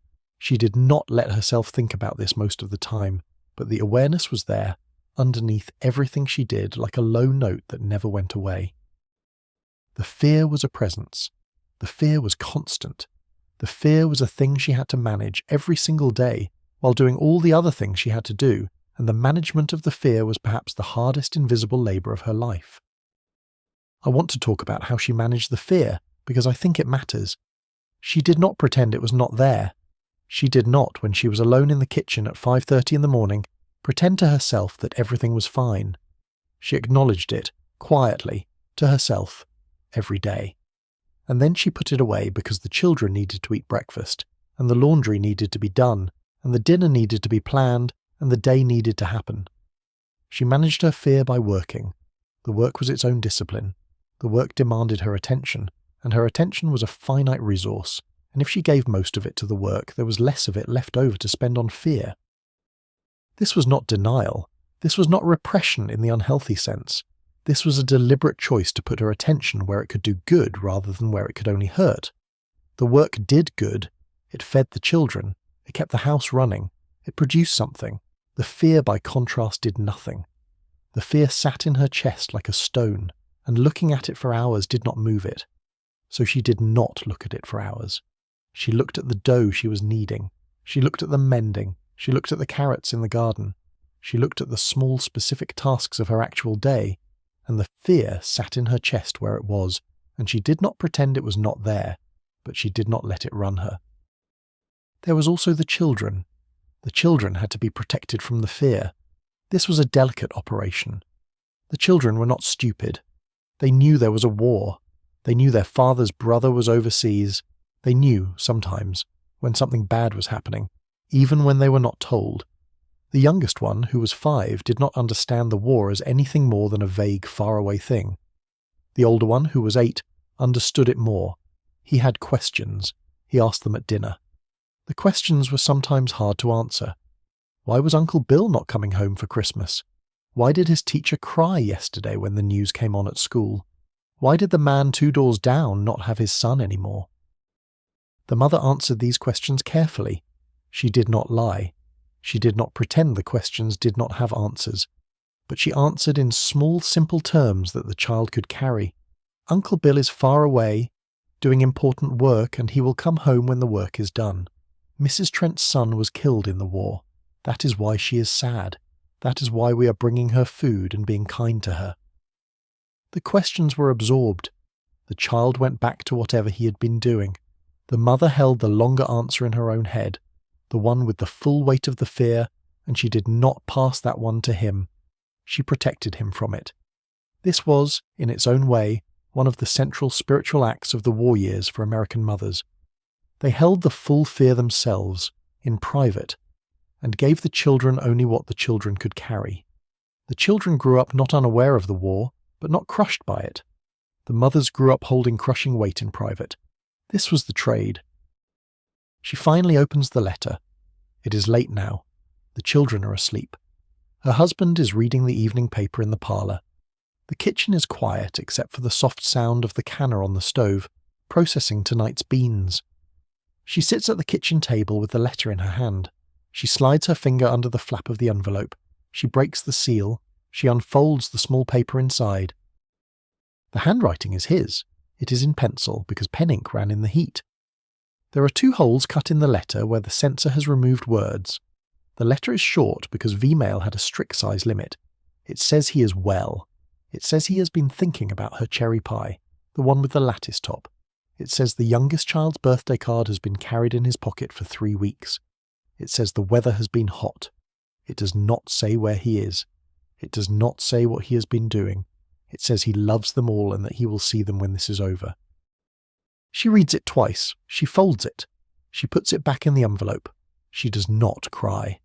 She has trained herself not to cry over the letters, because crying makes her eyes red, and her husband notices, and her husband worries, and her husband cannot do anything about her worrying, and so she does not let him see her cry.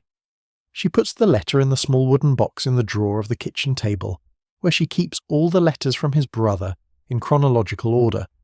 There are now 7 letters in the box. The earliest one is from May of last year. The latest one she just put in. 7 letters in 14 months. It is not many letters, but each one means he was alive when he wrote it. Each one is a small dated proof of life. She closes the drawer. She gets up. She goes to the stove to check the pressure gauge on the canner. The gauge reads 10 pounds. The needle is steady. The canner is doing its work. She has another 40 minutes of canning before this batch will be done. She refills her coffee cup, which has gone cold, and she sits back down at the table. The kitchen is quiet, the radio is off. The house is asleep around her except for her husband in the parlour and her here. Outside the window above the sink, the night is full dark. The streetlight at the corner is on. Somewhere across the country, in another kitchen, another woman is doing exactly what she is doing, which is sitting at her own table with her own coffee, with her own letter, waiting for the canner to finish its work, holding her own particular fear and not crying about it, because the morning is coming and the children will be up at 7 and there is more work to do. She looks at the letter once more in the box before she closes the drawer. She thinks he was alive 12 days ago. She decides that is enough for tonight. The letter has done its job. He was alive. The next letter, when it comes, will tell her the same thing, or it will not. She cannot know. She can only do what she does, which is wait and work and hold the household together and trust that the world is somehow going to come back to a shape she recognizes, eventually, when the war is finally done. The canner ticks softly on the stove. The night is long. She is again the only person awake on the block. I want to take you into the children's room now, because the children of 1943 were growing up inside something specific, and the way these mothers managed the children during the war years is, I think, one of the most quietly extraordinary forms of caregiving in American history. The children's room is on the second floor at the back of the house, with one window that looks out over the Victory Garden. There are two single beds, against opposite walls, with a small rug between them. The beds have iron frames painted white. The bedspreads are chenille, the kind with the small fuzzy raised pattern, in faded pinks and yellows, because the older one was originally for the daughter, and the younger one is for the son, and there were no new bedspreads to buy. There is a small dresser they share, with 3 drawers each. The closet is shared too. Each child has perhaps 4 shirts, 2 pairs of trousers, or a couple of dresses, 1 good outfit for church, 1 winter coat, 1 summer jacket, and 1 pair of school shoes and 1 pair of play shoes. That is the entirety of their wardrobes. They own less than any modern American child can quite picture, and they do not feel deprived, because everyone they know owns about the same. There is a bookshelf in the corner with maybe 20 books. The Hardy Boys' Mysteries for the older one. A copy of Charlotte's Web is not there yet, because Charlotte's Web will not be published until 1952. But there is a battered copy of The Wizard of Oz. There is a children's Bible. There is a copy of Black Beauty. There is a thin volume of nursery rhymes. The books are read and reread until the spines crack. The youngest one, who is 5, knows several of these books by heart, even though she cannot yet read, because her older brother has been reading them aloud to her at bedtime since she was 3. There is a small wooden box of toys in the corner, a teddy bear with one eye missing, a doll with a porcelain face that was the mother's doll when she was a child, 3 wooden blocks, a spinning top, a jar of marbles, a set of jacks, a small toy tractor that the boy is too old for now but cannot bear to give up, a set of paper dolls cut from the back of a magazine. The toys are not many. The toys are loved. The toys have been with these children long enough that each one is associated with specific memories, specific games, specific bad days that the toy was held through. I tell you all this so that you understand the world the children lived in, because the children of 1943 were growing up with less, and they were also growing up with a particular kind of attention from their mothers that I think we should look at carefully. Let me describe a typical afternoon with the children. The older one, the boy, is 8. He's in 3rd grade. He comes home from school at 3:30. He drops his school bag in the hall. He runs to the kitchen. He wants a snack.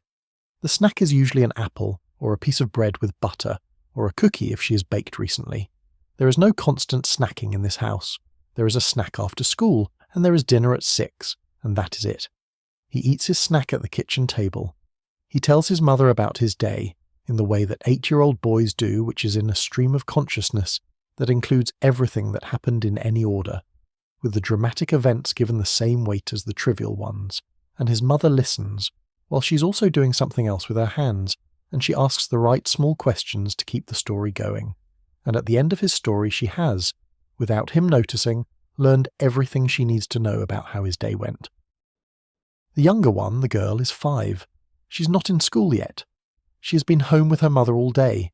She's been in and out of the kitchen, in and out of the garden, in the corner of the parlour playing with her doll while her mother did the mending, on the back stoop watching her mother hang laundry, in the basement watching her mother do canning.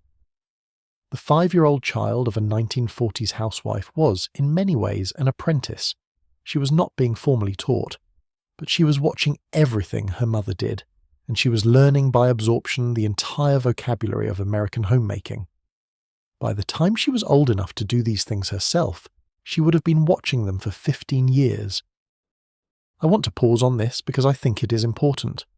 The intergenerational transfer of household knowledge in 1943 was happening every day, in real time, by ordinary observation.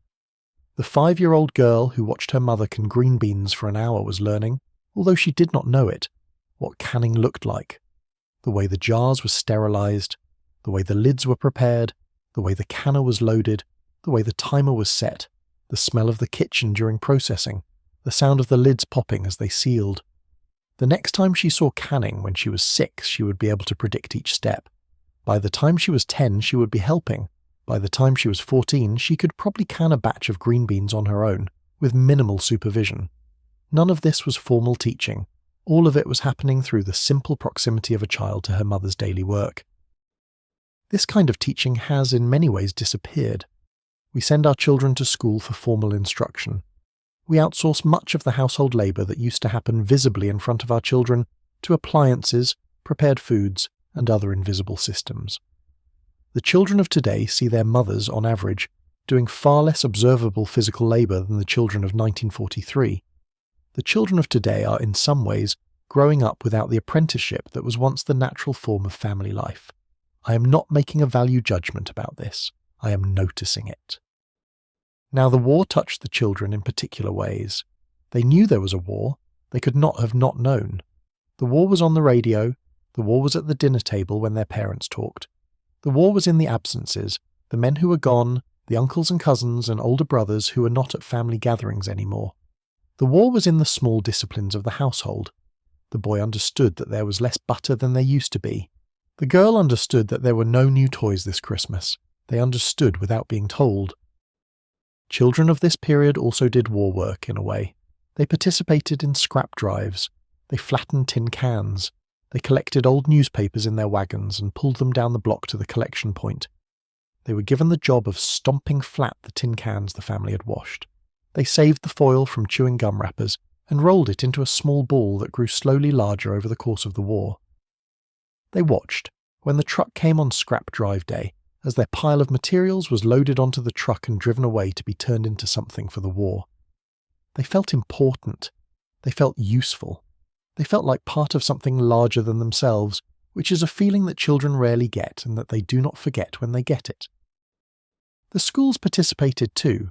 The boys' school had war stamp drives. Each Tuesday he brought a quarter to school. The quarter went into a war stamp, which was pasted into a war stamp book. When the book was full, with $75 worth of stamps, it could be exchanged for a war bond. The boy was working on his second war stamp book. He was very proud of it. He kept it under his pillow. He took it out and looked at it before bed sometimes. The war stamps were a child-sized way of participating in the great national effort, and the children took them seriously. There was a particular fear that lived in the children, although they did not have words for it. The fear was that something would happen to their father, even though he was at home, working at the rubber plant. The fear was that something would happen to their mother. The fear was that one of the men they knew, an uncle or a cousin, would come back as a yellow envelope. The children carried this fear at the edge of their awareness. Most of the time it was not active, but it would surface in particular moments, when a yellow envelope appeared on the block, when a neighbour cried at the back fence, when the news on the radio mentioned a place they had heard their mother say. The mothers handled these moments with extraordinary skill. They did not lie, but they did not also frighten the children. They held a careful middle ground. The man down the block lost his son. That is sad, and we are going to be very kind to Mrs. Trent. We are going to take her some food. The man down the block lost his son. That is sad. That is what the mother said. She did not say this could happen to your father. She did not say this could happen to Uncle Bill. She did not say this is what we're all afraid of every day. She held the larger context in her own head. She gave the children the part of the truth they could hold. I want to tell you about a small ritual that many mothers of this period had. The bedtime check. After the children were in bed, after the lights were out, the mother would walk through the room one more time. She would touch the foot of the older child's bed. She would touch the foot of the younger child's bed. She would stand in the doorway for a moment looking at them. She would not say anything. She would just look. This was, I think, a very old gesture. Mothers in every century have done some version of it. The wartime mother in particular did it with a particular weight. She was looking at her children sleeping, and she was thinking, I have them right now. They are here right now. Tonight they are safe. Tonight the war has not touched them. She was, in her own private way, marking the day as having been a day in which her children were okay. She was holding the gratitude that she could not let herself fully feel during the day because feeling it during the day would have broken her. She does this tonight, after the canner is finished, after the kitchen is clean, after she has folded the last dish towel. She walks up the stairs. She goes to the children's room. The older one is sleeping on his back, with one arm flung up over his head, the way he has slept since he was a baby. The younger one is curled into a ball, her doll under her arm, her face pressed into the pillow. The room is warm. The window is open just a few inches for the breeze. Outside, the maple tree is dark against a slightly less dark sky. The streetlight shows through the window. She stands in the doorway for a long moment. She does not say a prayer exactly. She is not, in the formal sense, a religious woman, although she goes to church on Sundays, and the children are being raised with the basic Methodist teachings. But she does, in this moment, hold something like a prayer in her mind. She holds the children as they are, here, alive in their beds. She holds her husband, who is in bed reading the evening paper. She holds her brother-in-law somewhere in North Africa. She holds her younger brother in basic training in Louisiana. She holds her own mother, who lives in another state. She holds the woman 2 doors down, whose son will not come home. She holds them all for one moment in her own attention, with a kind of fierceness that is a deep part of who she is and that she does not name, because to name it would diminish it. Then she steps back. She closes the door almost all the way, leaving a crack of light from the hallway. She goes back downstairs. The day is winding down. The next thing she will do is sit beside her husband for half an hour while he reads the paper, while she does her own mending before they both go to bed. I want to ask you something. When was the last time you stood in a doorway and watched someone you loved sleep? Just stood there. Just watched. Without your phone, without doing anything else. Just present. Just witnessing. The mothers of this period did it almost every night. They stood in doorways and they watched their children breathe, and the breathing, the simple proof of continuing life, was one of the daily small graces of being alive. We have so many other things competing for our attention now that we sometimes go for weeks without truly looking at the people we live with. I do not say this to be sorrowful. I say it because the women of 1943 knew something about presence that we have, in the abundance of our distractions, started to forget. The children's caregiving was not glamorous in any of the ways our culture sometimes glamorizes mothering. The children were fed, clothed, loved, disciplined, protected, taught. They were not photographed constantly. They were not curated. They were not the subject of essays. They were just the children, and they were being raised every day by a woman whose attention was on them in a way that did not require constant performance. She knew them better than they knew themselves. She knew their stomachs. She knew the small physical signs of an oncoming cold. She knew when one of them was sad, even when he would not say so. She knew because she had been watching them every day for years without ceremony, and that watching was the entire substance of her motherhood. The children would grow up. They would remember things. They would remember the smell of the kitchen at 5 o'clock in the afternoon when she was starting dinner. They would remember the particular way she folded laundry, the snap of the sheet as she shook it out before folding. They would remember the sound of her voice calling them from the back door. They would remember the way she looked at her hands sometimes when she was thinking about something else. They would remember the small, specific physical and sensory details of their mother that, 50 years later when she was gone, would come back to them at unexpected moments. The way she chopped onions, the way she dried a glass, the exact sound of her sigh when she was tired. They would remember all of it, even though they would never have thought to write any of it down. And she, of course, would not know this. She would not know that the children were absorbing her every day, in ways they did not understand, in ways she did not understand. She was just doing the dishes. She was just packing the lunches. She was just running the household. The legacy was being created without anyone naming it as a legacy. The children were learning, by watching her, what a mother looked like, what a household looked like, what a woman who held everything together while saying almost nothing about it looked like. They would carry that into their own adulthoods. They would, some of them, build their own households on the model she had quietly given them. This was, I think, one of the great quiet achievements of the wartime mother. Not just that she protected the children from the worst of the war, not just that she kept them fed and clothed and emotionally steady, but that she was, in her ordinary daily presence, teaching them, without lessons, what kind of person to be. And the lessons took. The children of these women became the adults of the 1960s and 70s, and many of those adults have spoken, in later interviews and memoirs, about what they got from their mothers during the war years. They got endurance, they got steadiness, they got the example of someone who did the work without complaining and without seeking credit.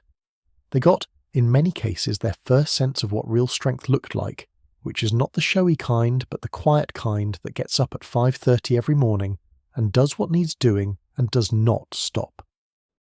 The house is dark now, the children are asleep, the kitchen is clean, the mother is walking back down the stairs, the day has worked, the day has in fact been quite ordinary, that is its real accomplishment.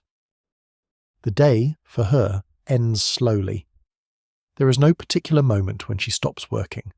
There is just a long gradient from the active labour of the afternoon into the slower rituals of the evening, into the eventual settling of the house into night. I want to walk through that gradient with you, because I think it contains some of the most beautiful and least observed things about how this life was lived. After the dishes are done, after the kitchen is wiped down, after the canning is finished and the new jars have been set on the counter to seal, she goes to the parlour. The parlour is the front room, with its single tall window facing the street, its overstuffed armchair beside the radio, its wallpaper with a small repeating pattern of pale roses on a cream background, its braided rug on the floor, its small side table with the lamp and the coaster and the ashtray. The parlour is not a room she spends much time in during the day, it is the evening room, it is the family's room. Her husband is already there. He's in his chair, the deeper one with the lamp behind it. He has the evening paper open. He's reading the sports page because the front page he's already read at the kitchen table during dinner. He's in his shirt sleeves, his suspenders down, his shoes are off, he's smoking a cigarette. The lucky strikes are on the side table. The ashtray is glass, a wedding gift, and it is half full. She sits in her chair, the smaller one on the other side of the lamp. Her chair has a small wooden side table beside it where her mending basket lives. The mending basket is wicker, with a hinged lid. Inside it are the things that need fixing this week. A pair of her son's school trousers with a rip in the knee, a pillowcase with a torn seam, 2 of her husband's shirts that need their collars turned, which is a small surgical operation in which the worn collar is removed, flipped over, and reattached so that the unworn underside becomes the new outer side. There is also her husband's brown wool sweater, which has a hole in the elbow that needs darning. She picks up the trousers first. The rip is a clean tear about 2 inches long on the inside of the right knee. She has done this kind of repair 50 times. She threads her needle, almost without looking. With thread she is matched to the trouser fabric. She begins to stitch. The stitches are small and even and she places them close together, working from the underside of the fabric, building up a small reinforcement that will hold against an 8-year-old's next knee fall. Her hands move. Her eyes are partly on the work and partly on the lampshade and partly on nothing at all. The mending is the kind of task that her hands can do without her, leaving most of her mind free for whatever else wants to be there. The radio is on, the lamp is on, the room is warm in the soft yellow light of the lamp and the cooler glow from the radio dial. The console radio is the centrepiece of the parlour, and it is tuned to a Tuesday evening programme. Tonight is a comedy hour. Probably Fibber McGee and Molly. The comedy of 1943 is gentle by modern standards. It is built around character. Fibber McGee is a likeable braggart, perpetually involved in some small misadventure. His wife, Molly, is the patient straight man who delivers the dry one-liner at the perfect moment. The radio audience laughs in the background, and the live laughter of that radio audience is, in some way, the laughter of the entire country, gathered around its console radios in living rooms, listening to the same broadcast at the same moment.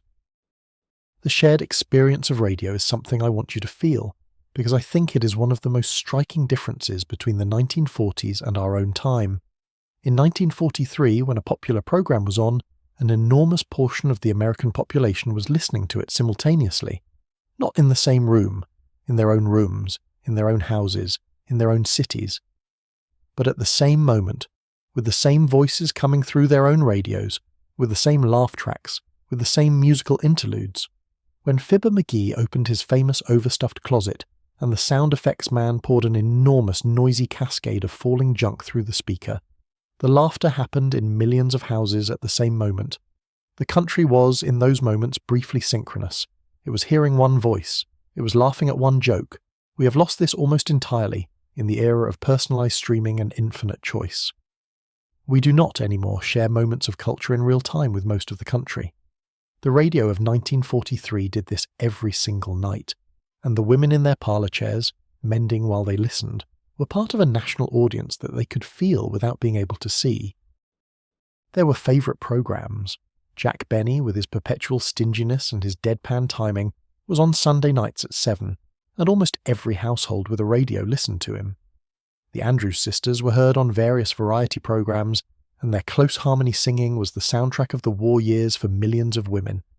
Glenn Miller's orchestra was on the radio constantly, and his particular sound, the close brass voicings, the swing rhythm, the danceable energy, was so embedded in the texture of 1940s life that hearing it now, decades later, can transport someone who lived through that period back to a specific kitchen, a specific evening, a specific moment in their own past. The radio also brought the news. There was Edward R. Murrow broadcasting from London, his voice tight with the actual sounds of the bombs falling around him. There was H.V. Kaltenborn delivering analysis. There was Walter Winchell with his rapid fire reports. The news was integrated into the day. It came on at fixed times, and the family sometimes paused what they were doing to listen. The radio news was the primary way the war reached the parlour, and it was treated with respect. But the evening after dinner was usually for entertainment. The country needed entertainment. The country needed to laugh. The country needed Fibber McGee opening his closet, or Bob Hope cracking jokes about life in the army, or Bing Crosby singing in his easy warm voice that made the song sound like a conversation. These programmes were not just diversions. They were a form of national therapy. The women in the parlours, mending or knitting or simply sitting, took comfort in the voices that came out of those radios. The voices were familiar. The voices were the same voices week after week. The voices did not get killed in the Pacific. The voices kept coming. She finishes the trousers. She holds them up to the lamp looking at the repair. The stitching is invisible from the right side. The knee is solid. She folds the trousers and puts them aside. She picks up the next item, the pillowcase. The seam is starting to come apart along one short edge. She turns the pillowcase inside out. She begins to restitch the seam, working slowly because there is no hurry. The radio programme has moved on. There is an advertisement for Ovaltine. There is an advertisement for a war bond drive. The advertisements during this period were threaded through with patriotic appeals. Every product was, in some way, marketed as supporting the war effort. The advertisements taught the listener that buying the right brand was a form of citizenship. This was effective marketing. It was also true in its own way because the manufacturers had converted to war production, and the products that remained available were the ones being made by companies that were also making things for the troops. Her husband turns the page of the paper. He says something to her about a baseball game. The team in Brooklyn won. The Yankees lost. He's a Yankees fan, so he is mildly displeased. She makes a sympathetic noise without looking up from the pillowcase. This is their evening. They have had this evening in some version for 6 years of marriage. The newspaper rustling, the radio playing, her hands working at some small repair, his feet stretched out toward the radiator, the lamp on its small table, the clock on the wall ticking. The whole assembly is the sound of a particular kind of American evening that has, in many homes, become difficult to recreate, because we have replaced these specific, quiet, companionable rituals with newer, louder, more individual ones. I want to describe something about the quality of attention in this room, because I think it is important. Her husband is not on his phone. He does not have a phone in any sense we would recognize. He has a newspaper, which is a finite thing, with a beginning and an end, and which he will finish reading in about 45 minutes, after which he will be done with reading for the night. She is not on her phone either. She is mending. The mending is also a finite thing. It will take her about an hour to finish what she has set out to do tonight. After that, she will be done. They are both, in their own ways, doing tasks that have endpoints. They are not in an infinite scroll. They are in an evening, and the evening has shape, and at the end of it they will both put their tasks aside and go to bed, and the night will begin. This is one of the great quiet differences between the 1940s evening and the contemporary evening. The 1940s evening had a definite shape. The contemporary evening, for many of us, does not. Our entertainment is unbounded. Our information is unbounded. Our small dopamine pings are unbounded. We can keep doing the same 1-minute task forever, scrolling, refreshing, looking for the next thing. The 1940s evening, by contrast, ran out. The newspaper ran out. The radio program ended. The mending was finished. And then there was the simple end of the evening. The lamp turned off. The radio turned off. The walk upstairs to bed. She thinks about this sometimes, although not in those words. She's aware that her evening has a settled quality. She's aware that she is, in this hour, in a room that is hers, with a man she loves, doing work that contributes to her household, listening to voices that connect her to the rest of the country, in a settled, steady ritual that she does not have to invent. The ritual is given. She does not have to choose it. She just enters it, like a familiar river, and lets it carry her toward the end of the day. There is also reading. After the radio program ends at 9, she might read for a little while. There is a book on the side table. She's reading slowly through a copy of a novel she got from the lending library at the Methodist Church.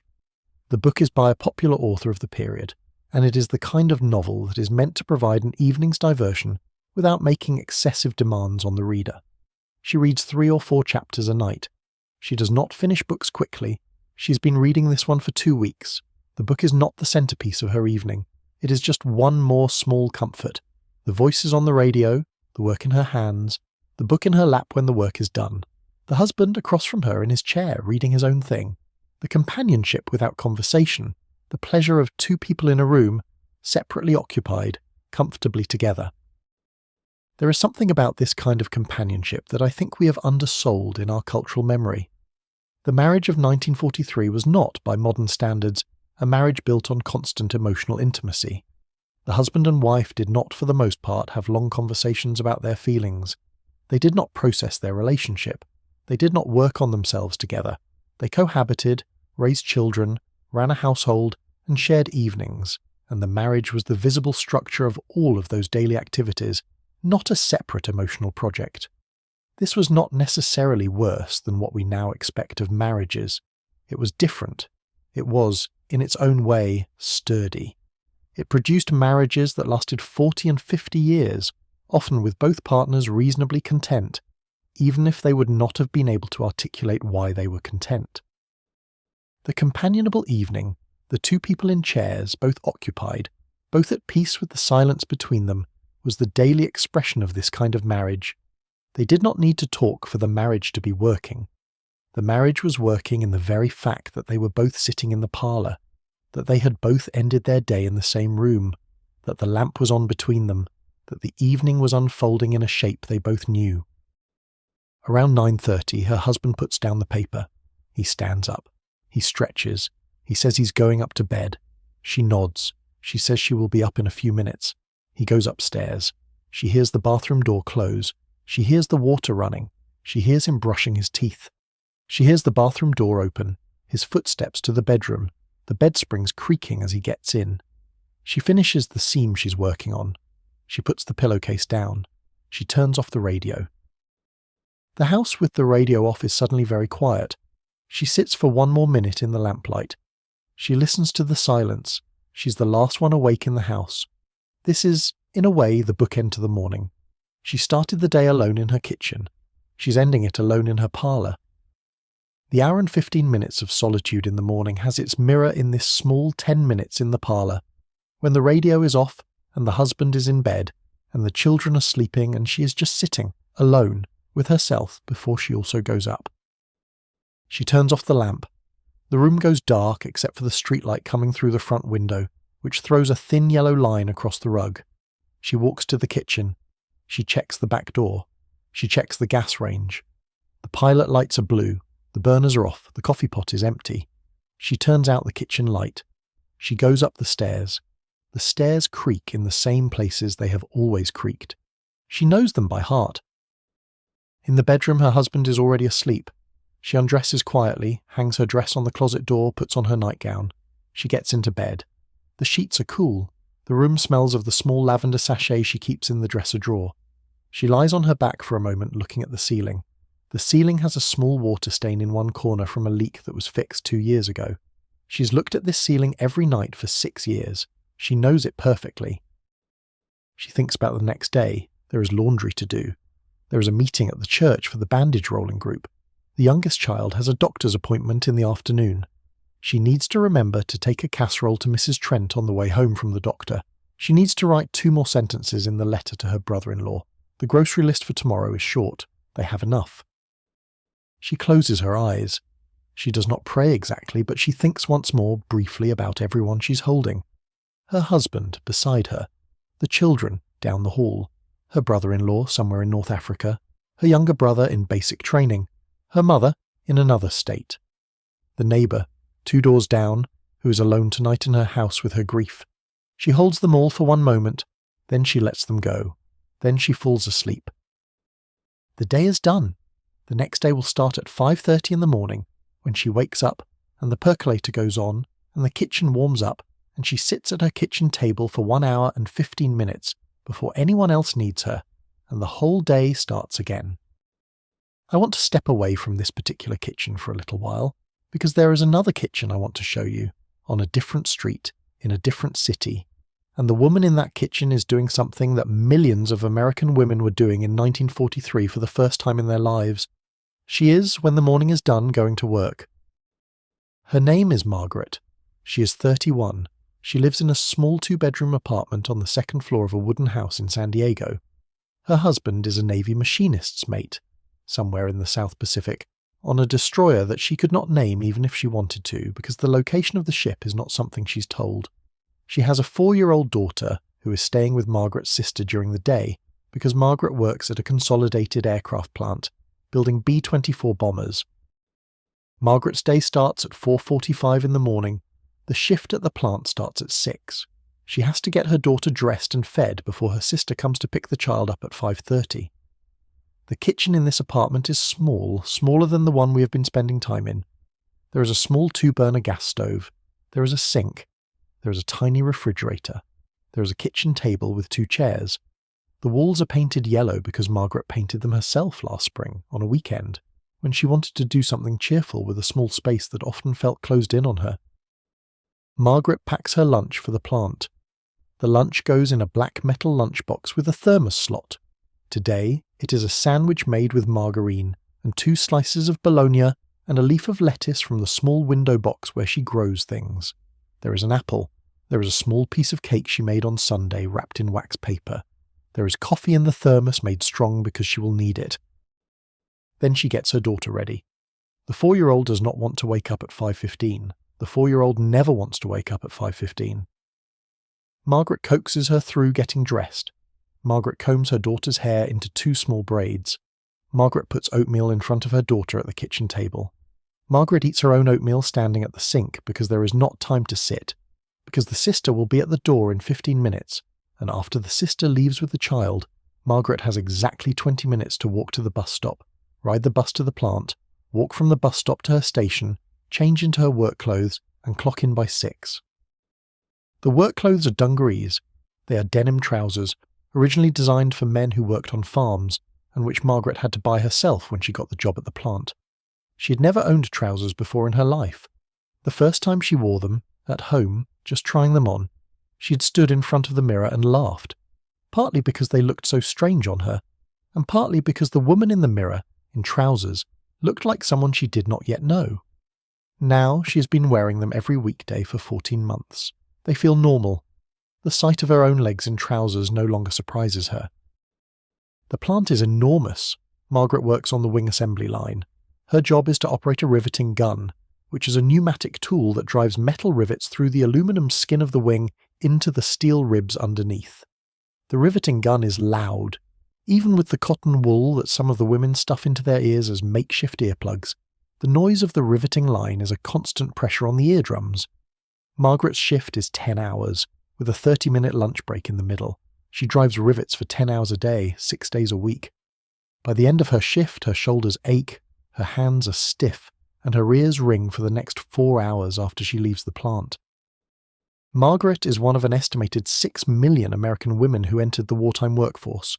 She is, although she does not call herself this, what later historians would call a Rosie the Riveter. The icon of Rosie was created during the war as a propaganda image. The real Rosies, the actual women in the actual plants, were less iconic and more exhausted.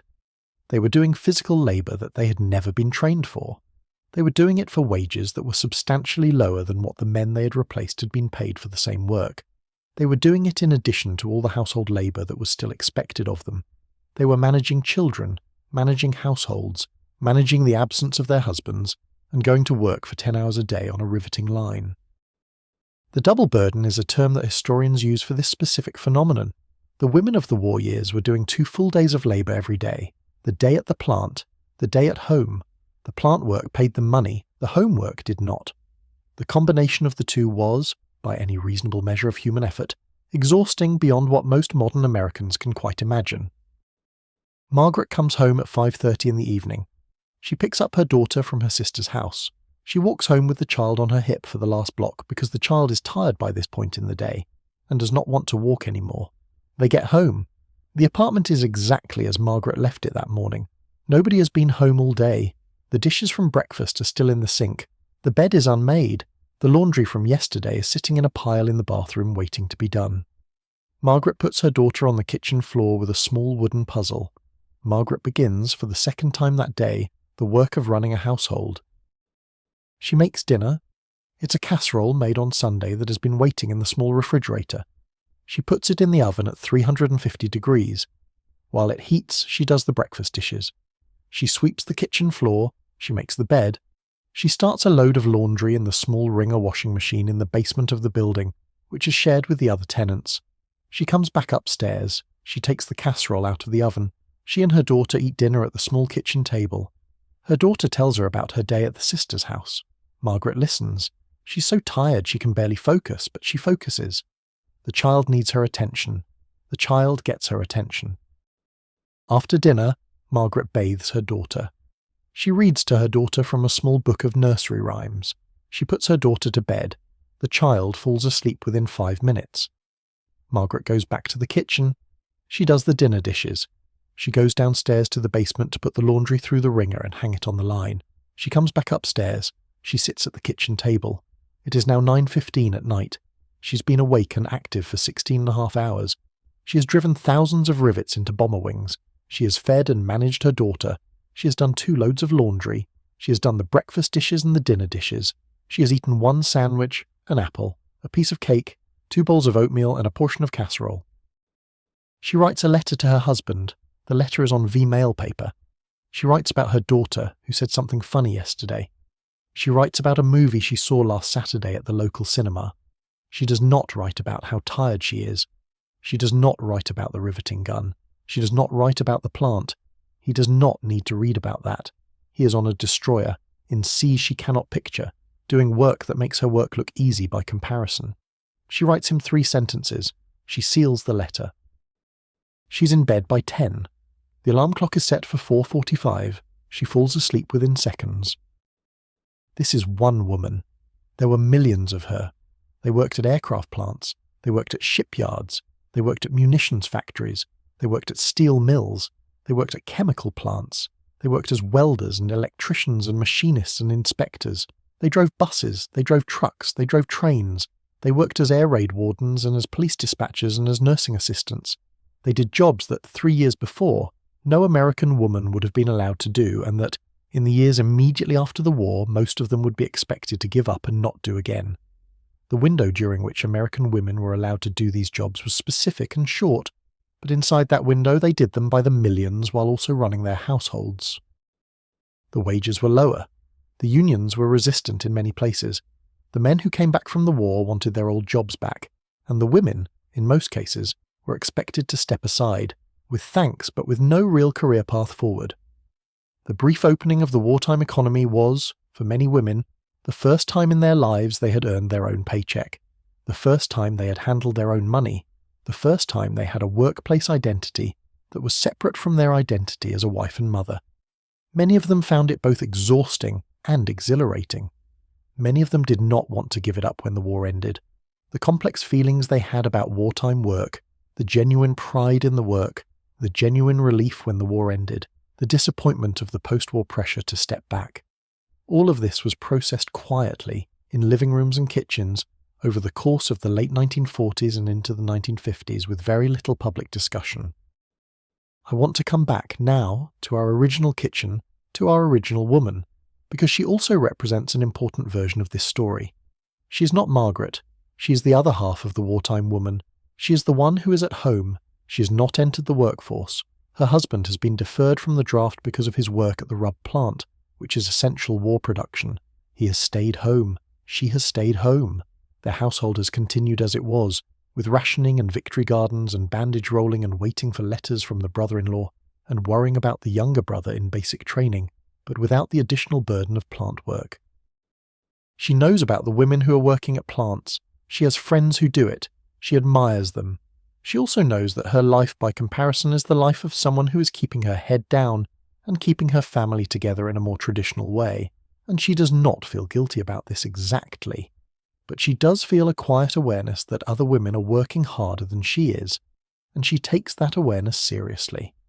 Her response, she has decided, is to do her own work as well as she can, to keep the household humming, to grow the garden, to can the food, to raise the children, to support the neighbourhood, to be one of the women on whom the local fabric of life depends. This is her contribution. It is in a way equally part of the war effort, although it does not pay her, and although it will not show up in any history book. The two versions of the wartime woman, the plant worker and the housewife, were both essential, and they coexisted on every block in every city in America. They were the dual columns of the home front. The plant worker was producing the bombers, and the ships, and the bullets. The housewife was producing the meals and the canning and the children, and the fragile continuity of normal life that the country needed in order to not fall apart during 4 years of crisis. They needed each other. The plant worker needed the housewife to have raised her in the first place, to have given her the basic skills of running a life. The housewife needed the plant worker to be making the equipment that would, eventually, end the war and bring her men home. They were not in opposition. They were partners in a national effort that neither of them had asked for, and that both of them, in their different ways, met with everything they had. I want to ask you something about both of these women. I want to ask you what you would have done. I do not mean this hypothetically, I mean it as a real act of imagination. If you were 31 in 1943, with a small child and a husband at sea, would you have taken the plant job? If you were 31 in 1943 with 2 children and a husband on a deferment, would you have stayed home? There is no right answer. The point is that millions of American women had to make this kind of decision every day for years, and the decisions they made shaped not just their own lives but the trajectory of the entire war. The pride that these women carried, both kinds of women, both the plant workers and the housewives, was a real thing. They were proud of what they did. They did not say so because they had not been raised to say so, because the culture they came up in did not encourage women to speak about their own accomplishments, but they knew. They knew when they had done well. They knew when the dinner had stretched. They knew when the canning shelf was full. They knew when they had finished a shift without making an error. They knew when they had gotten through a hard day without falling apart in front of their children. They knew, every day, in small ways, what they had done. And the knowing was its own quiet currency. It did not buy them anything. It did not show up on any ledger, but it was there, inside them, building, accumulating, becoming the inner record of a competence that no one else was particularly tracking. There were post-war consequences for both kinds of women. The plant workers, when the war ended, were largely sent home. The men needed their jobs back. The women, in many cases, did not want to leave. They had built skills. They had built confidence. They had built a workplace identity. The pressure to step back into the role of housewife was substantial, and most of them did, but many of them did not do so happily, and the seeds of the next generation of feminist organising were planted in those late 1940s kitchens, where women who had run riveting lines were now running washing machines, and they remembered what they had done in the plant, and the memory did not let them rest. The housewives, on the other hand, faced their own post-war adjustment. The men came home. The men needed to be reabsorbed into the household. The men had been changed by the war, sometimes profoundly, and the women who had been holding the household for them had also been changed, although in less visible ways. The re-entry of the husband was not always easy. Many marriages had to be slowly relearned in 1946 and 1947. The children, who had grown during their father's absence, had to relearn him. The household, which had been running on the mother's specific rhythms, had to absorb a new presence. None of this was simple. None of this was discussed in any public way. It was processed quietly, kitchen by kitchen, marriage by marriage, over the course of years. The wartime woman, in both of her forms, came out of the war years with a particular kind of strength that she would carry for the rest of her life. The strength was not always visible, it was not always recognized, but it was there, and it shaped her, and it shaped the children she raised, and it shaped in slow ripples the country that came after her. The American 1950s, with all of its complexities, was built on the back of these women. The American 1960s, with all of its movements, drew on the strength they had built. The grandmothers and great-grandmothers we now think of as quiet, traditional, perhaps even old-fashioned, had inside them an earned competence and an earned endurance that would, in many cases, surprise us if we could fully see it. The plant whistle blows. The riveting line shuts down for the lunch break. Margaret eats her sandwich at her station. She does not go to the cafeteria. She's too tired to walk that far. She sits on a small overturned crate with her lunchbox on her knee, and she eats her bologna sandwich, and she drinks her coffee from the thermos, and for 30 minutes she is just a woman eating lunch. The bombers being built around her will, in 2 months, be flying missions over Europe. The hands that ate the sandwich will, in 20 minutes, pick up the riveting gun again. The day will continue, the war will continue, the household will continue, and Margaret will hold all of it, the way our other woman, in the other kitchen, in the other city, is also holding all of it by the simple act of not stopping. I want to take you forward in time now, just a little. I want to take you to 1946, and then to 1947, and then to 1948 and 49, because the years that came after the war were their own particular world, and the women who had run the wartime household had to figure out slowly how to live in this new world. The story of the 1940s American housewife does not end on VJ Day. It enters its second act on VJ Day, and the second act is, in many ways, more complicated than the first. The husband came home. He came home in late 1945 or in 1946, depending on his unit and his assignment. He came home off a troop ship that landed in San Francisco or New York or Norfolk.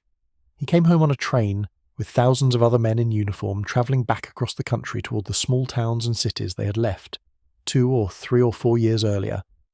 He came home, in many cases, to a wife and children he had not seen in a very long time, and to a household that had been running without him, and to a country that had changed in ways that were going to take him several years to fully absorb.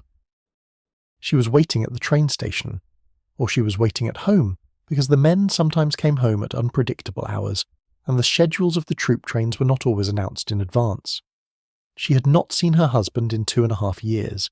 She had received V-mail letters from him perhaps every 2 weeks on average, with long gaps when he was at sea or in active operations. She had a small wedding photograph of him on the dresser. She had a more recent photograph of him in uniform taken at his basic training graduation. She had her memory of him, which was, by this point, a memory that had been carefully maintained and quietly polished, over thousands of nights of not seeing him. When he walked through the front door, she did not recognize him at first. He looked older. He had lost weight. The skin around his eyes was different. He stood in the doorway with his duffel bag on his shoulder, and for a long moment she just looked at him, and he just looked at her. The children, who were 5 and 7 now, did not know what to do.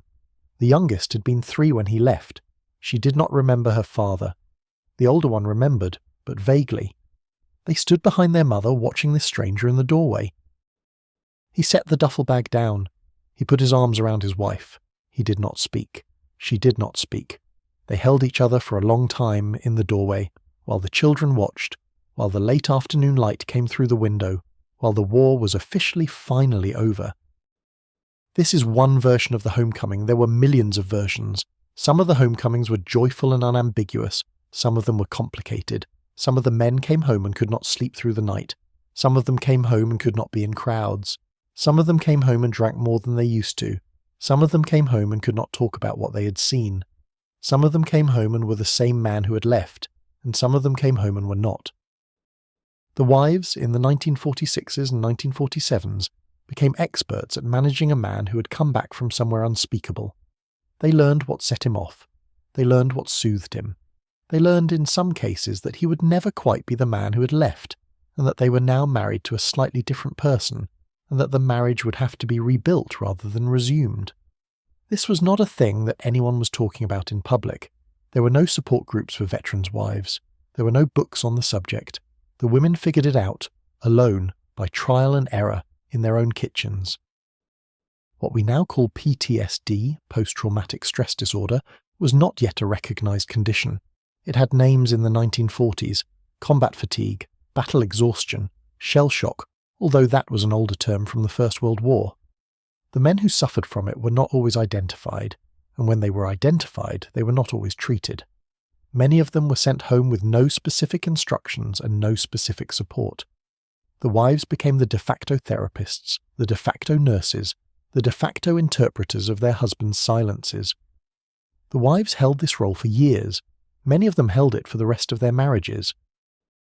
The household had to be remade. The mother had been running it alone on her own rhythms for years. The father, when he came home, did not know the rhythms. He did not know which floorboard creaked. He did not know which child preferred which kind of food. He did not know that the youngest child had recently started having nightmares, or that the older child had a particular friend at school whose mother the family did not approve of, or that the kitchen had been rearranged twice during the war for efficiency reasons. He had to be reintroduced to his own house. The wife had to do the reintroducing. She did this carefully. She did not, on his first day home, hand him a list of things he needed to know. She did not, in the first week, try to bring him up to speed on every household decision she had made in his absence. She let him settle. She made his favourite meals. She kept the children quiet during his afternoon naps, which he started taking because he was exhausted in a way she had never seen him exhausted before. She watched him. She read his face for clues. She figured out what he could handle and when. There was money to think about. The GI Bill had passed in 1944, and many returning veterans were entitled to education benefits, home loan benefits, and unemployment benefits during the transition period. The wife became the household's expert on the GI Bill. She read the pamphlets, she filled out the forms, she made appointments. Her husband, in many cases, was not in the mental space to deal with bureaucracy yet, and so she dealt with it for him. She got him enrolled in the night classes he wanted to take. She got the home loan paperwork started. She managed, again, an enormous administrative load that nobody had specifically trained her for. The economy was changing too. The war factories were converting back to civilian production. Many of the women who had worked at those factories were being told, sometimes politely and sometimes not, that they should now go home. The men needed the jobs. The women had served their country. They had done their part. Now they should make room. The women, in most cases, made room. They took off their dungarees. They put on dresses again. They went home. They went to the new suburbs that were being built on the GI Bill home loans in the empty fields outside every American city. They became, in the late 1940s, the founding mothers of suburban America. I want to tell you about the suburbs because the suburbs of 1947 and 1948 were not yet the suburbs we now think of when we hear the word. They were brand new, they were unsettled, they were full of young families, mostly the families of returning veterans, who had been thrown together by the housing shortage and were now figuring out how to be neighbours with each other. The suburbs were not yet the closed conformist worlds of 1957 that they would become. In 1947, the suburbs were a new kind of frontier, and the women who moved into them were a new kind of pioneer, and they were figuring out on the fly how to recreate the dense neighbourhood support networks of the wartime city block in this strange new low-density landscape. The suburb came with a small ranch house or a small Cape Cod. The yard was bigger than the city yard. The neighbours were further away. The car, which had been a luxury during the war because of gas rationing, became a necessity in the suburb because the suburb was not walkable. The grocery store was a drive away. The doctor was a drive away. The husband's job was a drive away. The wife, who had not driven much during the war, learned to drive. The wife became the suburban driver, ferrying children to school, running errands, doing the daily logistics of a household that was now spread across more square miles than the city household had been. The suburbs had appliances.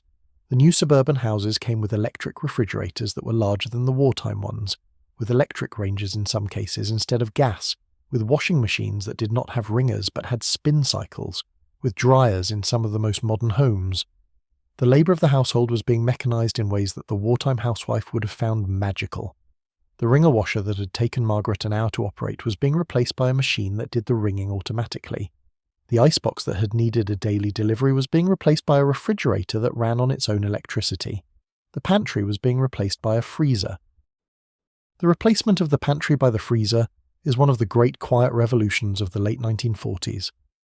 The frozen food industry, which had existed before the war but had been small, exploded in the post-war years. Birdseye, which Clarence Birdseye had founded in the late 1920s, became a major American brand. Frozen vegetables in small boxes appeared in grocery stores. Frozen orange juice concentrate appeared. Frozen meals, the precursors to the TV dinner, would appear in the early 1950s. The canning shelf in the basement, which had been the foundation of the wartime household's food security, began to be replaced by the freezer in the kitchen. The skills of canning, which had been passed mother to daughter for generations, began to attenuate. Many of the women who had canned constantly during the war did not can as much in 1948. Their daughters, who were children during the war, did not learn canning the way their mothers had. Within a generation, canning had become a hobby rather than a household necessity, and the great rooms of jars in basements across America began, slowly, to disappear. The victory gardens, too, faded. The lawns came back. The backyard tomato patch was replaced in many homes by the green expanse of grass that became the symbol of the post-war American suburb. The lawnmower industry boomed. The fertilizer industry boomed. The garden hose industry boomed. The American backyard, which had been a working farm during the war, became a leisure space. The children, who had helped their mothers in the garden during the war, played on the grass instead. They grew up not knowing where vegetables came from, in any direct way, and the loss of this knowledge was part of a much larger loss that the second half of the 20th century would slowly accumulate. But I do not want to tell you that the post-war years were a defeat for the wartime woman. They were not. Many things were lost, but many things were also kept. The competence she had built during the war did not disappear when the war ended. It went underground in many cases. It became the quiet structural strength of her post-war life. The woman who had managed rationing and a victory garden and a canning operation, and a household and a husband at war and a brother-in-law in North Africa was now, in 1947, managing a post-war household, a returning husband, and the new logistical demands of suburban life. The skills transferred. They just had different objects. The wartime woman of our story, our particular woman, in her particular kitchen makes the transition. Her husband, who had been deferred and had stayed home, did not have a homecoming to navigate. He had been there the whole time, but he too was in transition. The rubber plant was reorganizing for civilian production. He was no longer working overtime. The household income changed. The rationing ended. The grocery store had butter again in 1946 and sugar in normal quantities and coffee and meat. The ration books, which had been so central to the household, were tucked into a drawer and eventually thrown away. The brother-in-law came home from North Africa in late 1945. He came home thinner, quieter, with a small scar on his forehead from a piece of shrapnel that he did not talk about. He came home alive. The reunion was tearful. The mother held him for a long time at the train station. The brother-in-law moved back into his own apartment in the same city 3 blocks away. He came over for Sunday dinner every week for the next 20 years. The younger brother, who had been in basic training in Louisiana, ended up serving in the Pacific in the last 6 months of the war. He came home in early 1946. He came home different. He drank more than he had before the war. He was harder to talk to. He never married. He worked at the post office for 30 years and lived in a small apartment by himself, and his sister, our woman, looked after him for the rest of his life in small ways, by including him at family dinners, by knitting him a sweater every Christmas, by being the steady presence that he needed in his life because the war had taken something out of him that he could never quite replace. The neighbour, 2 doors down, the one who had received the gold star, did not really recover. She lived another 20 years. She kept the photograph of her son on the mantelpiece. She came to Christmas dinner every year. She was kind to the other neighbourhood children, in the particular way that bereaved mothers are kind to other people's children, with a slight bitter-sweetness that you could feel, even if you did not understand it. The wartime block, which had held her up so steadily in 1943, continued to hold her up for the rest of her life. The casseroles continued, the visits continued, the simple presence of women who had known her son continued. I want to tell you something about how the wartime woman, our particular woman, processed all of this in the years after the war. She did not, for the most part, talk about the war. She did not, for the rest of her life, sit her grandchildren down and tell them stories about rationing or victory gardens or V-mail or the gold star down the block. She mentioned things, in passing. She would, occasionally, say something like, "We did not have butter for 2 years during the war. and her grandchildren would not really understand what she meant because they had never been without butter, and she would not press the point. She did not perform her experience. She did not turn it into a lesson. It just sat inside her, the way the canned beans had sat inside the jars in the basement, preserved, intact, but not necessarily on the table every night. She continued to save bacon grease in a tin can on the back of the stove for the rest of her life. She continued to write thank you notes for every gift she ever received, on small cream-coloured note cards in her clear handwriting. She continued to buy in moderation. She did not become a person who accumulated things. She did not when the abundance of post-war America made it possible to own a great deal, ever own a great deal. She had 4 place settings of china. She had 8 place settings only when company came, in which case she pulled out the second set. She had a single good winter coat. She had a single good handbag. She had what she needed.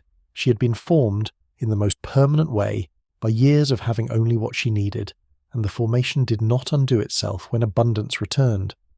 She just continued, quietly, to live as if there might still be a war on, and as if the bacon grease might still be needed for something important, even though it was not.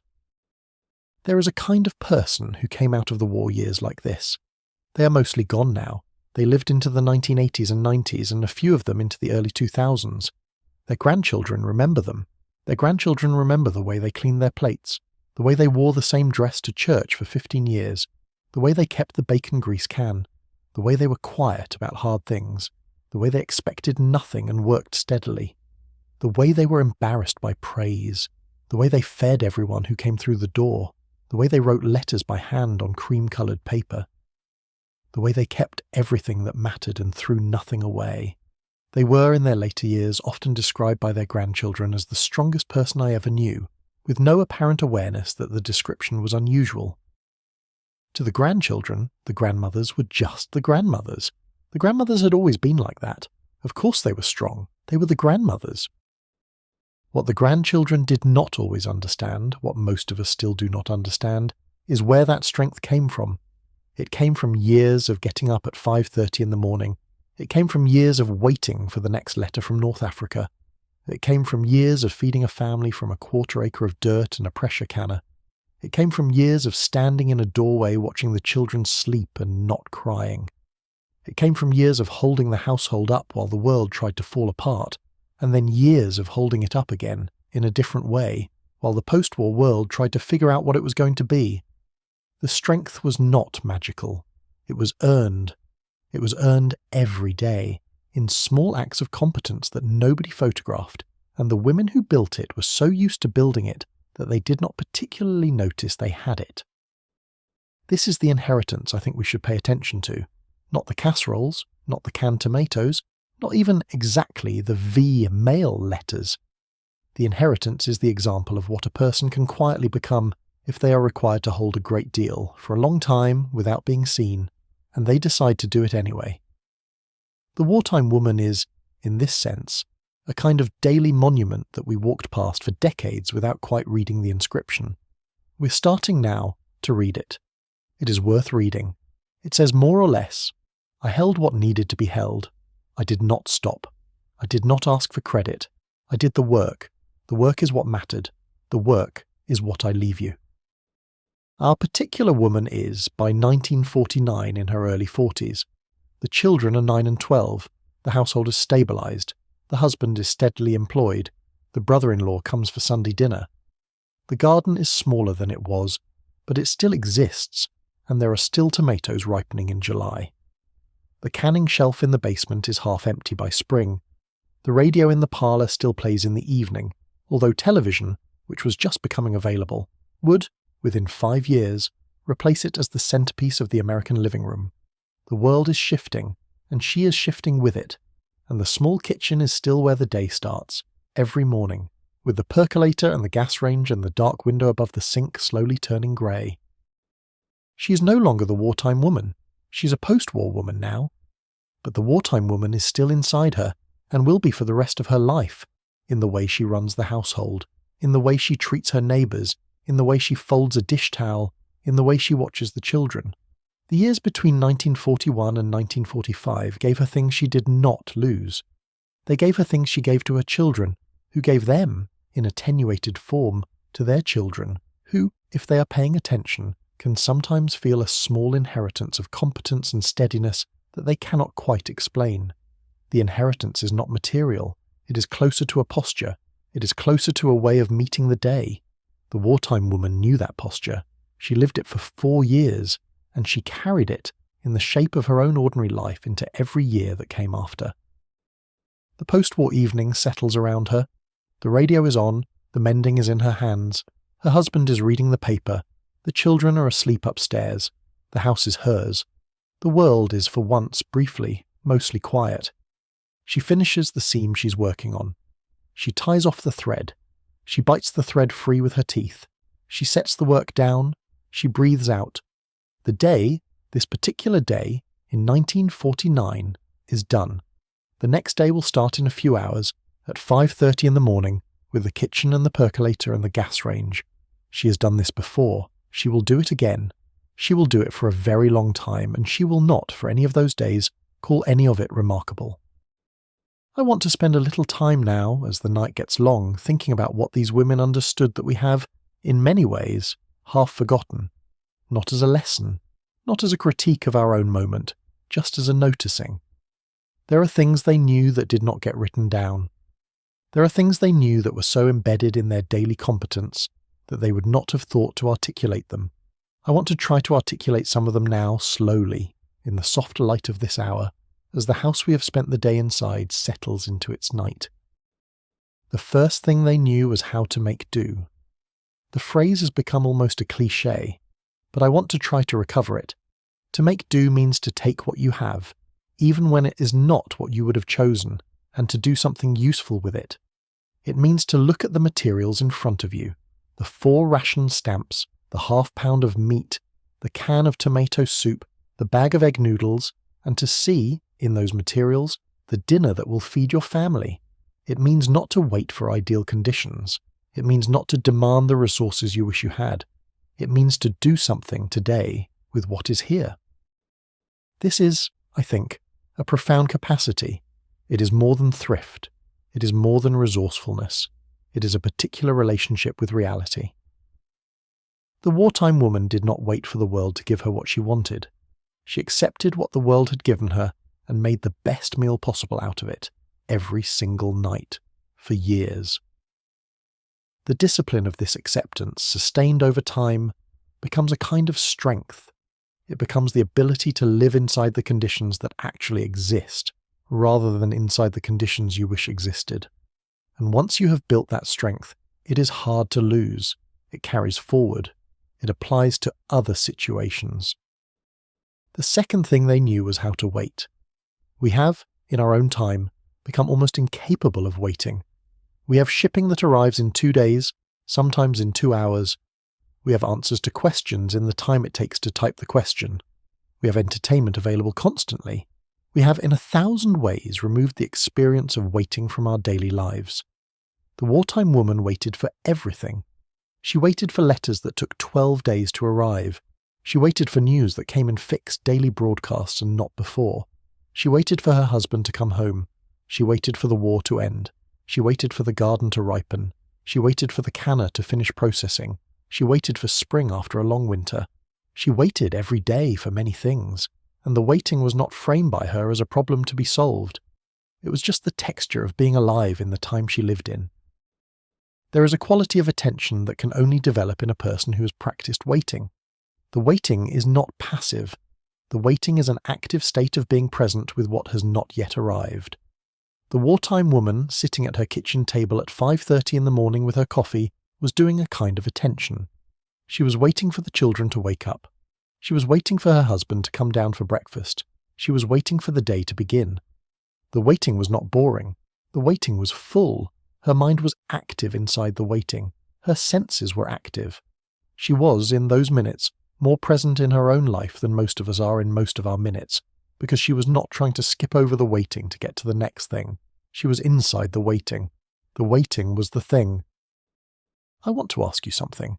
When was the last time you waited for something without picking up your phone? Without filling the wait with content? Without trying to make the wait pass faster? Just waited, in the moment, with whatever was there. The wartime woman did this every day, many times a day. The cumulative effect over years was a kind of patience that I think most of us cannot easily recreate.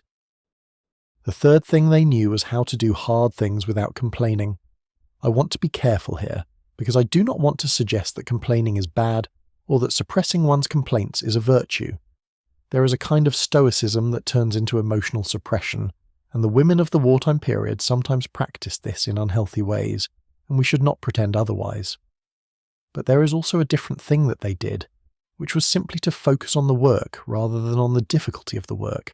They did not, as they were doing the laundry, also keep up a running internal commentary about how hard the laundry was. They did the laundry. The laundry was hard. They did the next thing. The next thing was also hard. They did the next thing. The day went on. The work got done. The complaining did not generally get done. This is, I think, related to something deeper. They had a sense that their lives were not centered on themselves. The household was the center. The family was the center. The neighborhood was the center. They were a node in a larger structure, and their job was to do their part inside that structure.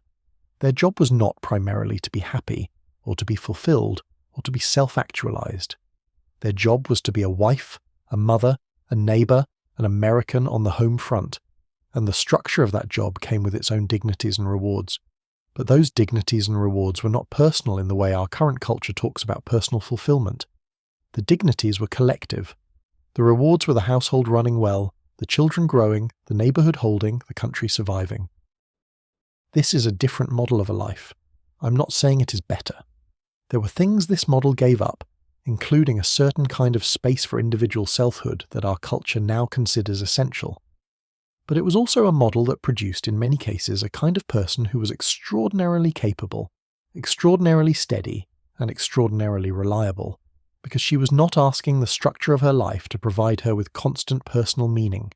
She was inside the structure, doing the work the structure required, and the meaning, if it came as a byproduct rather than as the goal. The fourth thing they knew was the value of small rituals.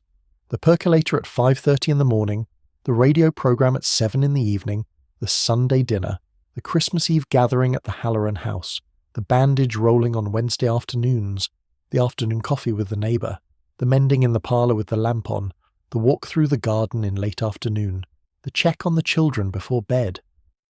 These small rituals were not optional flourishes. They were the load-bearing structure of an entire life. Each one was small. Many of them happened every day. Together, they formed the architecture inside which a woman could live a coherent existence, even in the middle of an incoherent global crisis. We have lost many of these small rituals.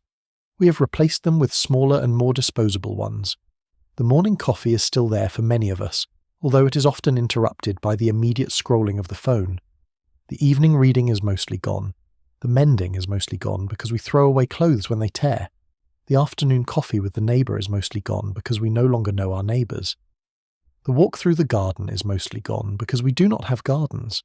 We have substituted, in many cases, more efficient activities, and we have gained efficiency, but we have lost the small physical rhythms that gave the day its bones. I am not, again, proposing that we go back.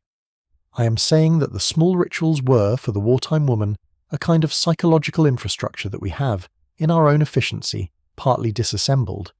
The structure was holding her up. We have replaced the structure with newer, lighter structures, and the new structures may also hold us up, but we should at least notice the trade. The fifth thing they knew was how to be a member of a community. This is harder to describe than the other four, but I want to try. The wartime woman was not primarily an individual. She was a node in a network. The network included her husband, her children, her parents, her in-laws, her brothers and sisters, her neighbours on the block, her congregation at church, her women's group at the community centre, her friends from high school who were now grown women like her. The network was dense. It was old. It overlapped in dozens of small ways. The women who lived next door had been the children she went to school with. The minister at the Methodist church had married her parents. The grocer had known her grandfather. The network was not constructed. It was inherited. She was born into it, and she lived inside it, and she contributed to it, and she received from it. The contribution and the receiving were not, in any direct sense, transactional. She did not bring a casserole to a sick neighbour, in expectation that the neighbour would later bring her a casserole. She brought the casserole because that is what one does when a neighbour is sick. The neighbour, when she got better, knew that she had been the recipient of a casserole, and that when the next neighbour got sick, she would bring one. The system worked through accumulated obligation that was not tracked but was understood. Everyone was in. Everyone took care of everyone else in small ways over years, and the network continued. This kind of community has, in many places, attenuated. Many of us live in places where we do not know our neighbours. Many of us do not have a community that we are inside in any deep sense. We have networks, but our networks are, in many cases, voluntary, opt-in, transactional, easily exited. We chose them. We can leave them. The wartime community was not something you could easily leave. It was just there. You were in it whether you wanted to be or not. This had its costs. It also had its benefits, and the benefits, I think, are the ones we have most underappreciated. The sixth thing they knew was that the small things mattered. The dish towel folded carefully over the oven handle, the sugar bowl on the table, the pencil sharpened in the drawer, the shoes lined up by the back door, the folded laundry stacked on the chair, the ironed handkerchief in her husband's pocket, the button sewn back on a coat the same day it came off. None of these small things were, in any individual sense, significant. They did not change anything large. But the wartime woman did them anyway, every day, with attention, and the cumulative effect was a household that ran, that held, that felt cared for. The small things were the daily expression of her care. They were not optional. They were the visible evidence of her competence, and her competence was the visible evidence of her love. I want to dwell on this because I think it is the most undersold thing about her work. The small things were love. The folded dish towel was love. The sharpened pencil was love. The lined-up shoes were love. She did not, when she did these things, feel that she was performing love. She was just keeping the house. But the children, looking back on it 50 years later, would say that what they remembered most was a feeling that the house had been cared for, that the small things had been attended to, that someone had been thinking about them constantly, even when they were not aware of being thought about. That feeling was love. It was love expressed not in words but in objects placed correctly in space, in tasks completed reliably, in small daily attention paid to small daily things. The seventh thing they knew was the value of endurance. They knew that life was not a series of peak experiences. They knew that life was a long accumulation of ordinary days, and that the ordinary days were the substance of the life, and that the way you handled the ordinary days determined the kind of life you would have. They did not look for transformation. They did not expect epiphany. They expected instead to wake up tomorrow and do the work, and to wake up the day after that and do the work, and to keep doing the work until the work was done, which it never quite would be, because there was always more work tomorrow. This is a different relationship with time than the one we have now. We are always looking for the next thing. We are always trying to get to the next level. We are always seeking improvement, optimization, breakthrough. The wartime woman was not. She was just doing the next thing. The dishes after breakfast, the lunches at noon, the dinner at 6, the dishes after dinner, the mending after the children went to bed, the checking of the children before her own bed, the next morning, again, the next morning, again. The endurance of this rhythm, sustained for decades, was the achievement. The achievement was not a single point. The achievement was the line. I find this beautiful, although I also find it slightly terrifying when I imagine my own life inside it. I'm aware that I have been trained, by my culture, to expect more variety, more upward movement, more interesting plot. The wartime woman did not expect any of that.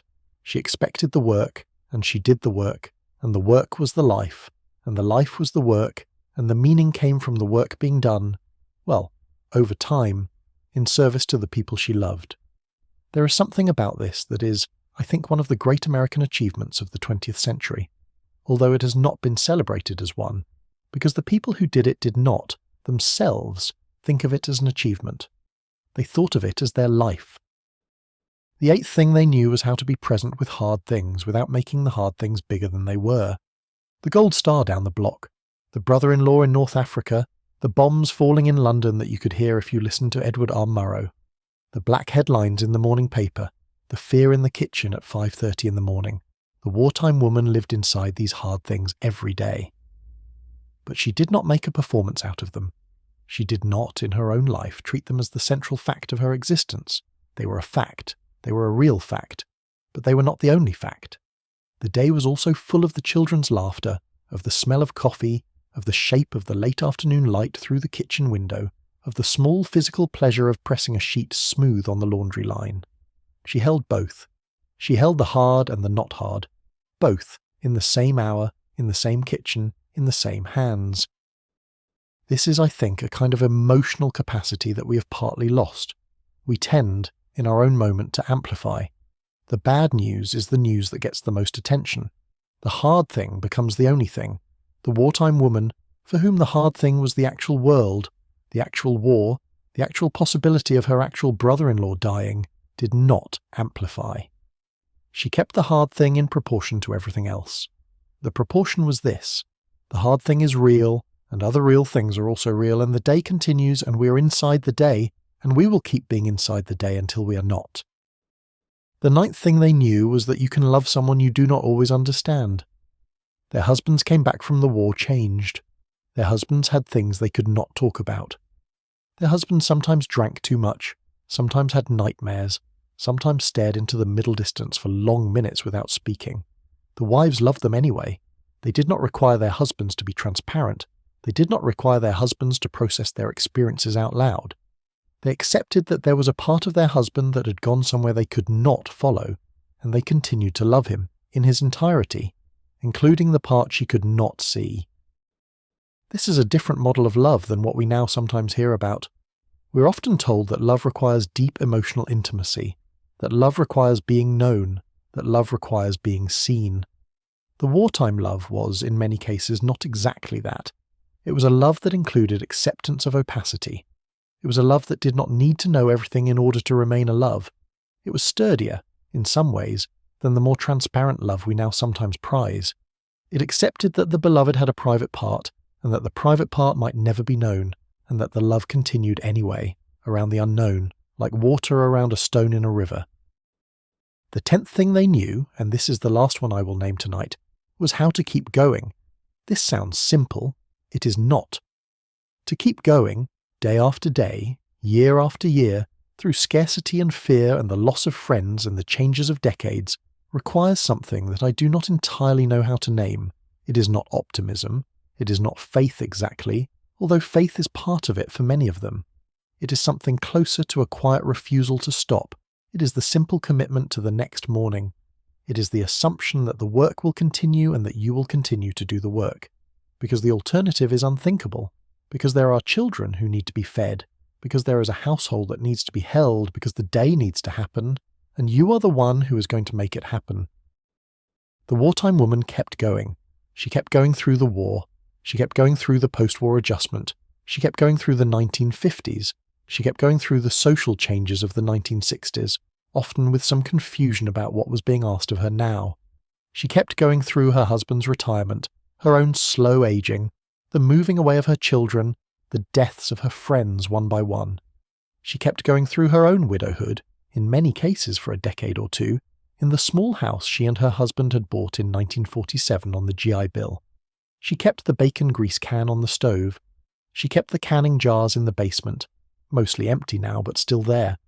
She kept the photographs on the dresser. She kept the small wooden box of letters. She kept going. When she finally died, in the late 1980s or in the 1990s or in the early 2000s, depending on how long she lived, the children and grandchildren came to clean out the house. They found the bacon grease can. They found the canning jars. They found the letters in the wooden box, including the V-mail letters from the brother-in-law, in chronological order, with the most recent one on top. They found a small wooden box she had kept that had her wedding ring in it, her grandmother's locket, a 4-leaf clover pressed in a piece of waxed paper, and a single sugar ration stamp from 1943 that she had never used, that she had never thrown away, that she had kept for 50 years for reasons she would not have been able to articulate. The grandchildren held the ration stamp. They felt the small, thin paper between their fingers. They tried to imagine what it had meant to her, to the woman who had bought the sugar with all the other stamps and had for some reason saved this one. They did not know. They never would know. They held the stamp anyway. These are the things they knew, our wartime women, our particular women, our specific grandmothers and great-grandmothers. They did not, for the most part, write any of this down. They lived it. The living was the writing. The writing is now legible slightly in their photographs, in the letters they kept, in the small specific objects that were saved, in the recipes passed mother to daughter to granddaughter, in the small habits of competence and steadiness that occasionally show up in their descendants, and that are hard to explain except by reference back to a kitchen, in 1943, in a small American house, where a woman in a faded house dress was getting up at 5:30 in the morning to start the percolator, alone, in the dark, with the gas range warming the cold kitchen floor, before the rest of the world was awake to see her, before anyone needed her, before the day made its demands. She did this every morning, she did this for years, and what she built in those mornings was not just breakfast. It was a kind of person. The kind of person who kept an entire country together, when the entire country needed to be kept together by doing, every single day, the small ordinary work that nobody photographed and that nobody thanked her for, and that has, in the end, turned out to have been one of the great American things. It will be so. It will be so. I want to spend a little more time with this woman before we let her go, not because there is more to prove, but because there is more to feel. The night is long. The video is almost over. You are, I hope, almost asleep. And I want to use the last quiet stretch of this story to do something specific, which is to trace one final time the path of what passed through her hands and what passed out of her hands, into her children, into her grandchildren, and into us, even into those of us who never knew her, who have no direct connection to her, who are only her descendants in the broader sense of being Americans who came after. She washed dishes by hand, every single dish, every single day, for 60 years. The hot water came out of the faucet in the years after the war, although she still sometimes thought about heating it on the stove, the way she had as a young bride in the late 1930s before they had a hot water heater. She used a bar of ivory soap on a small worn rag. She washed the plates first because they were the cleanest, then the cups, then the silverware, then the bowls, then, last, the pots and the pans, which were the dirtiest, and which sometimes required some scrubbing with the corner of the rag, with a little extra force. She rinsed each item under the tap. She set each item upright in the wooden drying rack. She let them air dry, mostly, although she would dry the silverware with a flour sack towel and put it back in the drawer. The whole operation took perhaps 15 minutes after a normal supper, longer after a Sunday dinner. She did this, as I said, for 60 years. 20,000 evenings of dishes. There is no plaque commemorating this. There is no reckoning with it. There is just the quiet fact that she did it, every night until she could no longer stand at the sink. And then her daughter or her daughter-in-law did it, and the rhythm continued, and the dishes got clean, and the household kept running, and the small acts of maintenance accumulated into the texture of an entire life. She made the beds. She did not make her own bed only, she made all the beds, her bed, her husband's side, the children's beds, the guest bed when there was a guest. She did this again every morning before breakfast, while the children were at the table eating the cornflakes and milk. She pulled the sheet smooth. She tucked it under the mattress with a hospital corner, which she had learned from her mother, who had learned it from her mother. She fluffed the pillow. She folded the blanket at the foot of the bed in the warmer months or pulled it up in the colder months. The bed, when she was finished, looked like a bed that someone cared about. The whole operation, again, took 5 minutes per bed, times the number of beds, times 60 years. The math, when you do it, is staggering. None of it shows up in any biography. None of it shows up anywhere except in the children's later memory of what their mother had done, which they did not until they were adults and tried to do the same thing themselves, fully understand. She wrote letters. Even after the telephone was in every house, she wrote letters. To her sister in Cleveland, to her mother in Indiana while her mother was alive, to her cousin in Florida who had moved there in the late 1950s, to her son in college in the 1960s, every Sunday, a letter that arrived on Tuesday or Wednesday, and that he read in his dorm room, and that he saved in a shoebox for the rest of his life, although he did not realize, while she was alive, that he was saving them. He thought he was just not throwing them away. After she died, he found the shoebox. He read the letters. He cried. The letters were not in any individual sense remarkable.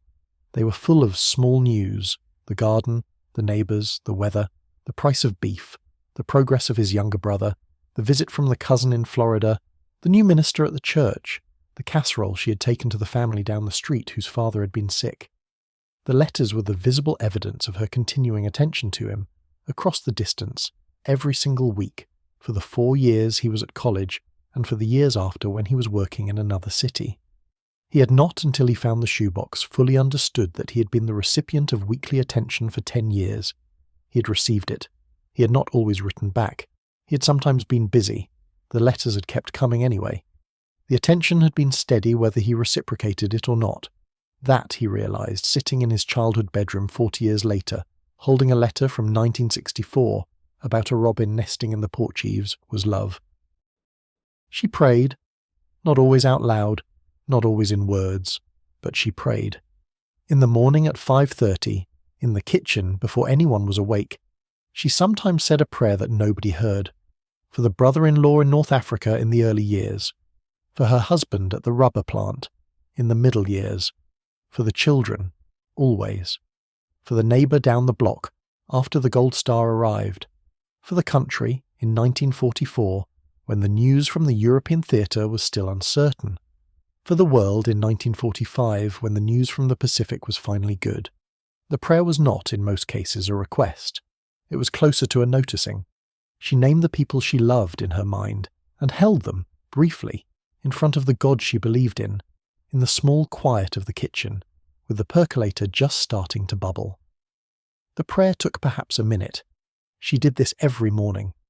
The cumulative effect over decades is impossible to calculate. The people she prayed for did not always know they had been prayed for. The prayer happened anyway, the naming happened anyway, the holding happened anyway. Whatever you believe about prayer, there is something in this practice that I find, when I think about it carefully, deeply moving. A woman in a small kitchen, in the dark, naming the people she loved, every morning, for 60 years. That is a kind of vigilance that has become, in our own moment, exceedingly rare. She fed people. This is the most obvious thing about her, and the most often noted, and yet I want to say it again, because the act of feeding is, I think, undervalued in our culture. She fed her husband 3 meals a day for the entire duration of their marriage, which was 54 years in many cases. She fed her children 3 meals a day for the 18 years they lived at home, and many additional meals in the years after when they came home for visits. She fed her grandchildren when they came over after school with cookies she had baked that morning and milk in the small juice glasses with the painted flowers. She fed the neighbours when the neighbours were sick with casseroles delivered to the front door. She fed the church potluck on Sundays with whatever she had brought, which was usually a pan of something she had made the night before. She fed the family at Thanksgiving, the family at Christmas, the family at Easter. She fed the unexpected guest when an unexpected guest arrived, by quietly going into the kitchen and putting another plate on the table, and stretching the meal one more serving. She fed people, in other words, as a regular daily activity, with very little fanfare for her entire adult life. The feeding was not just calories, it was attention. It was, in a way, the most concrete form of attention she had to give.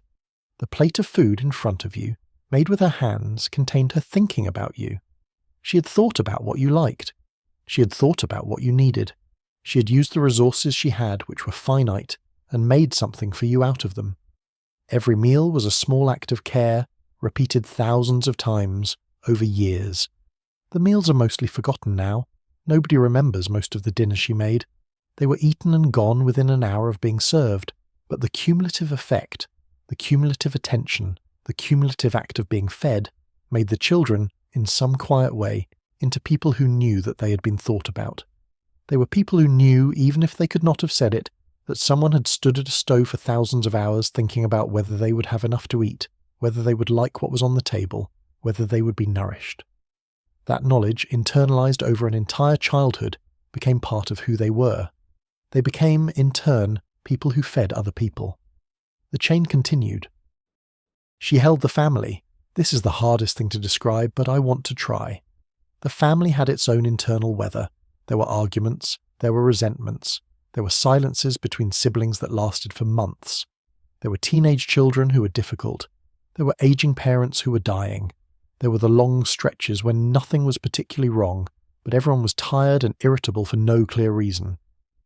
The wartime woman, in her post-war life, held all of this. She did not solve it. She did not, in many cases, even directly address it. She just kept the family connected. She made the phone calls. She organized the holidays. She remembered the birthdays. She wrote the cards. She sent the small gifts. She invited the difficult sibling to dinner anyway. She listened to her teenage daughter cry without offering opinions. She held her dying mother's hand in the hospital. She showed up. She kept showing up. The family around her sometimes flew apart and she would not chase the pieces down, but she would remain a center to which the pieces could return when they were ready. She was, in this way, the gravitational core of an entire family system, and her gravitational pull was generated by the simple, sustained, quiet act of remaining present. When she died, the family started to drift. This happens in many families. The mother dies, and the children, who have been held together by her steady attention for 50 years, lose their organizing center, and they slowly stop calling each other, and they slowly stop coming for the holidays, and the family, which had been a coherent thing during her life, becomes a less coherent thing in the years after her death. The grandchildren grow up and barely know their cousins. The siblings see each other only at funerals. The family has not exactly ended, but it has thinned. And in the thinning, the children, looking back, finally understand what their mother was doing all those years. She was holding the family together with the small, steady acts of her attention. Without her, the family does not hold itself together quite as well. They had not, while she was alive, fully appreciated what she was doing. They appreciate it now in retrospect, with the slight grief of having understood too late. This is the inheritance in its most concrete form. We received from these women families that held together because they did the work of holding them together. We received houses that ran because they ran them. We received meals because they cooked them. We received clean clothes because they washed them. We received attention because they paid it. We received love in the form of folded laundry and stocked pantries and remembered birthdays and Sunday dinners and small gifts at Christmas. And most of us, while they were alive, did not quite understand what we were receiving. We thought it was just the way the world worked. We thought houses ran themselves. We thought families held themselves together. We thought meals appeared on tables. We thought the small infrastructure of daily life was somehow ambient, automatic, given. It was not. It was made. It was made by them and by the women like them, by the millions, every day for decades. And the making was so quiet that we did not see it being made. I want to say one more thing about her, and then I want to let her go.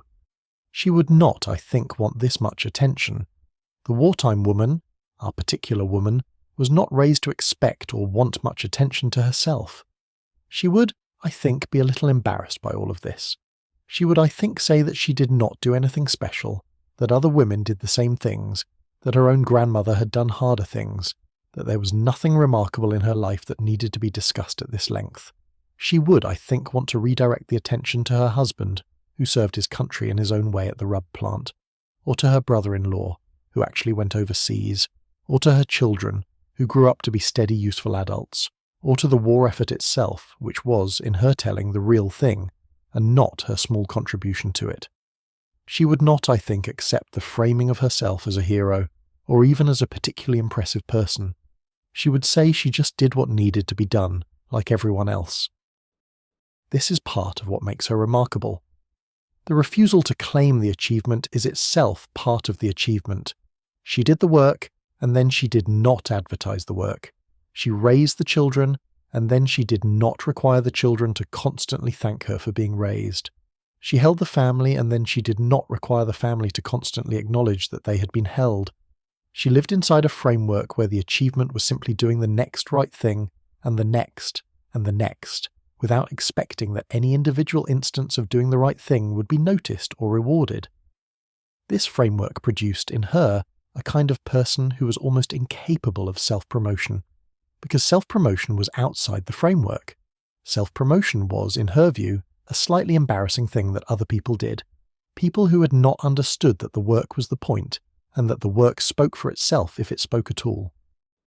I want, before we end, to say one thing directly to her, even though she cannot hear it because it feels right to say. Thank you.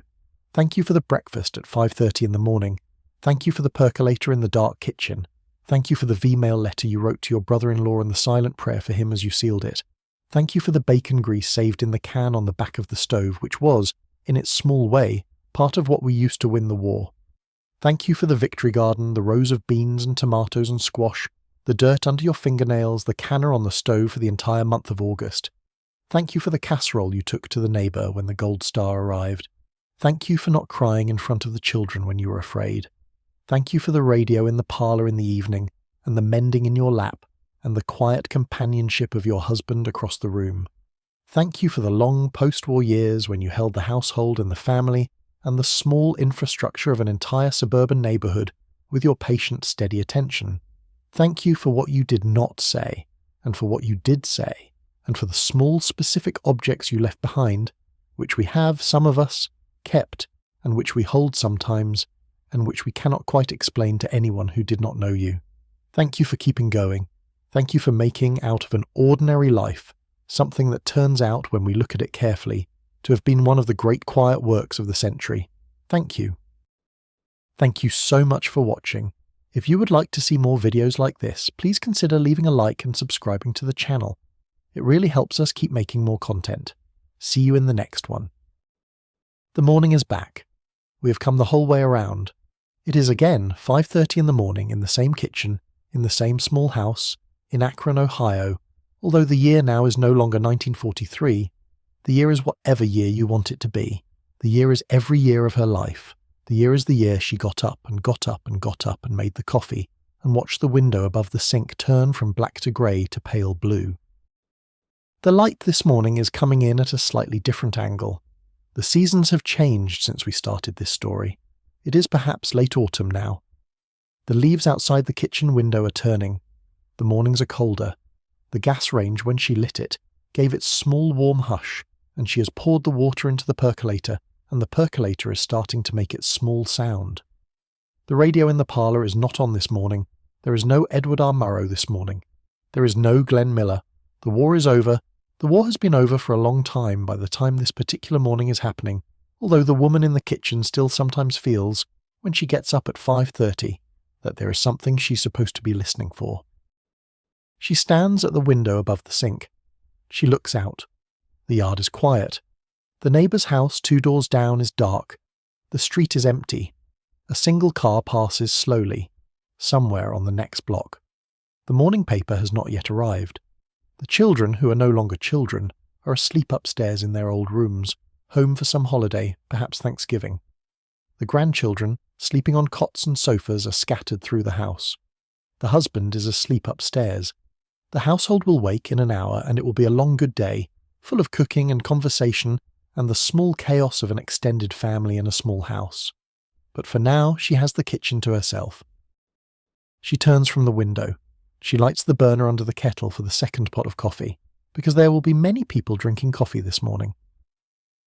She pulls the percolator off the heat when it is ready, and pours her own first cup. She sits down at the kitchen table. She breathes out. The cup is warm in her hands.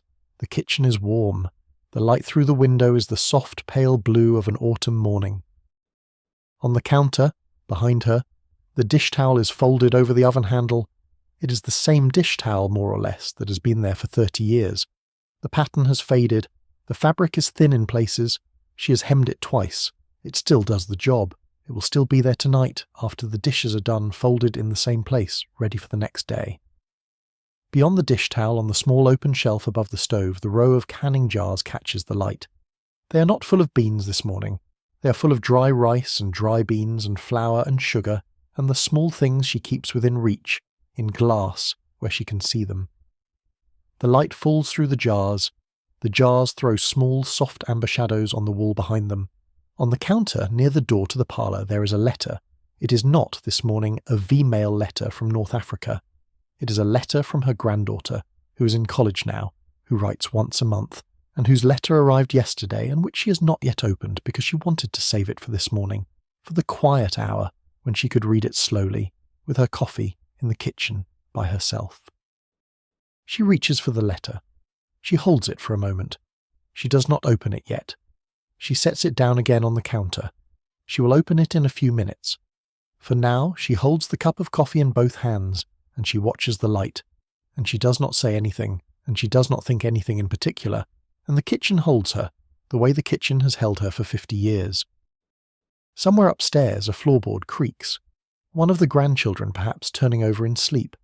The sound is small. The sound passes. The kitchen is quiet again. The percolator, which has been quiet for several minutes now, makes one small final sigh as the last of the steam settles. The clock on the wall, the same clock that has been there since 1947, ticks. It is a slow, ordinary tick. She has heard it for so many years that she does not, most of the time, hear it. This morning in the quiet she hears it. She lets it tick. She does not need to do anything about it. The clock is just keeping its time. She is keeping hers. The two of them are, in this hour, in agreement about how the morning should proceed, which is slowly and without any particular hurry, and with the cup of coffee held in both hands, and with the light coming in through the window above the sink at the soft pale blue angle of an autumn morning in Ohio, in a small house, in a life that has been, when you look at it carefully, one of the good ones. The dish towel folded over the oven handle, the row of canning jars catching the light, the letter on the counter. She will not this morning do anything remarkable. She will drink her coffee, she will read the letter, she will start the bacon for breakfast. She will, when the household wakes, feed everyone. She will spend the day inside the small, ordinary motions of a life she has been making for half a century, a life that has held many things, that has produced many people, that has been the quiet centre of a small American world. She will not this morning think about any of that. She will just drink the coffee and read the letter. The light moves slightly. The kitchen settles. The morning goes on. I want to leave you here, not with a summary, not with a final point, just here, in this kitchen, with this woman, in this hour, with the small specific things still in their places, the dish towel, the jars, the letter on the counter. Good night. Did your grandmother or great-grandmother live through the 1940s, on the American home front? Is there something she made, or something she said, or something she kept that you still carry with you? I would genuinely love to hear about it in the comments. Tell me about her. Tell me her name, if you remember it. Tell me the small specific thing that comes back to you when you think about her. I read the comments. I take them seriously. Those women deserve to be named. Sleep well tonight, friend. Light something warm if you can. Take care of the people in your house.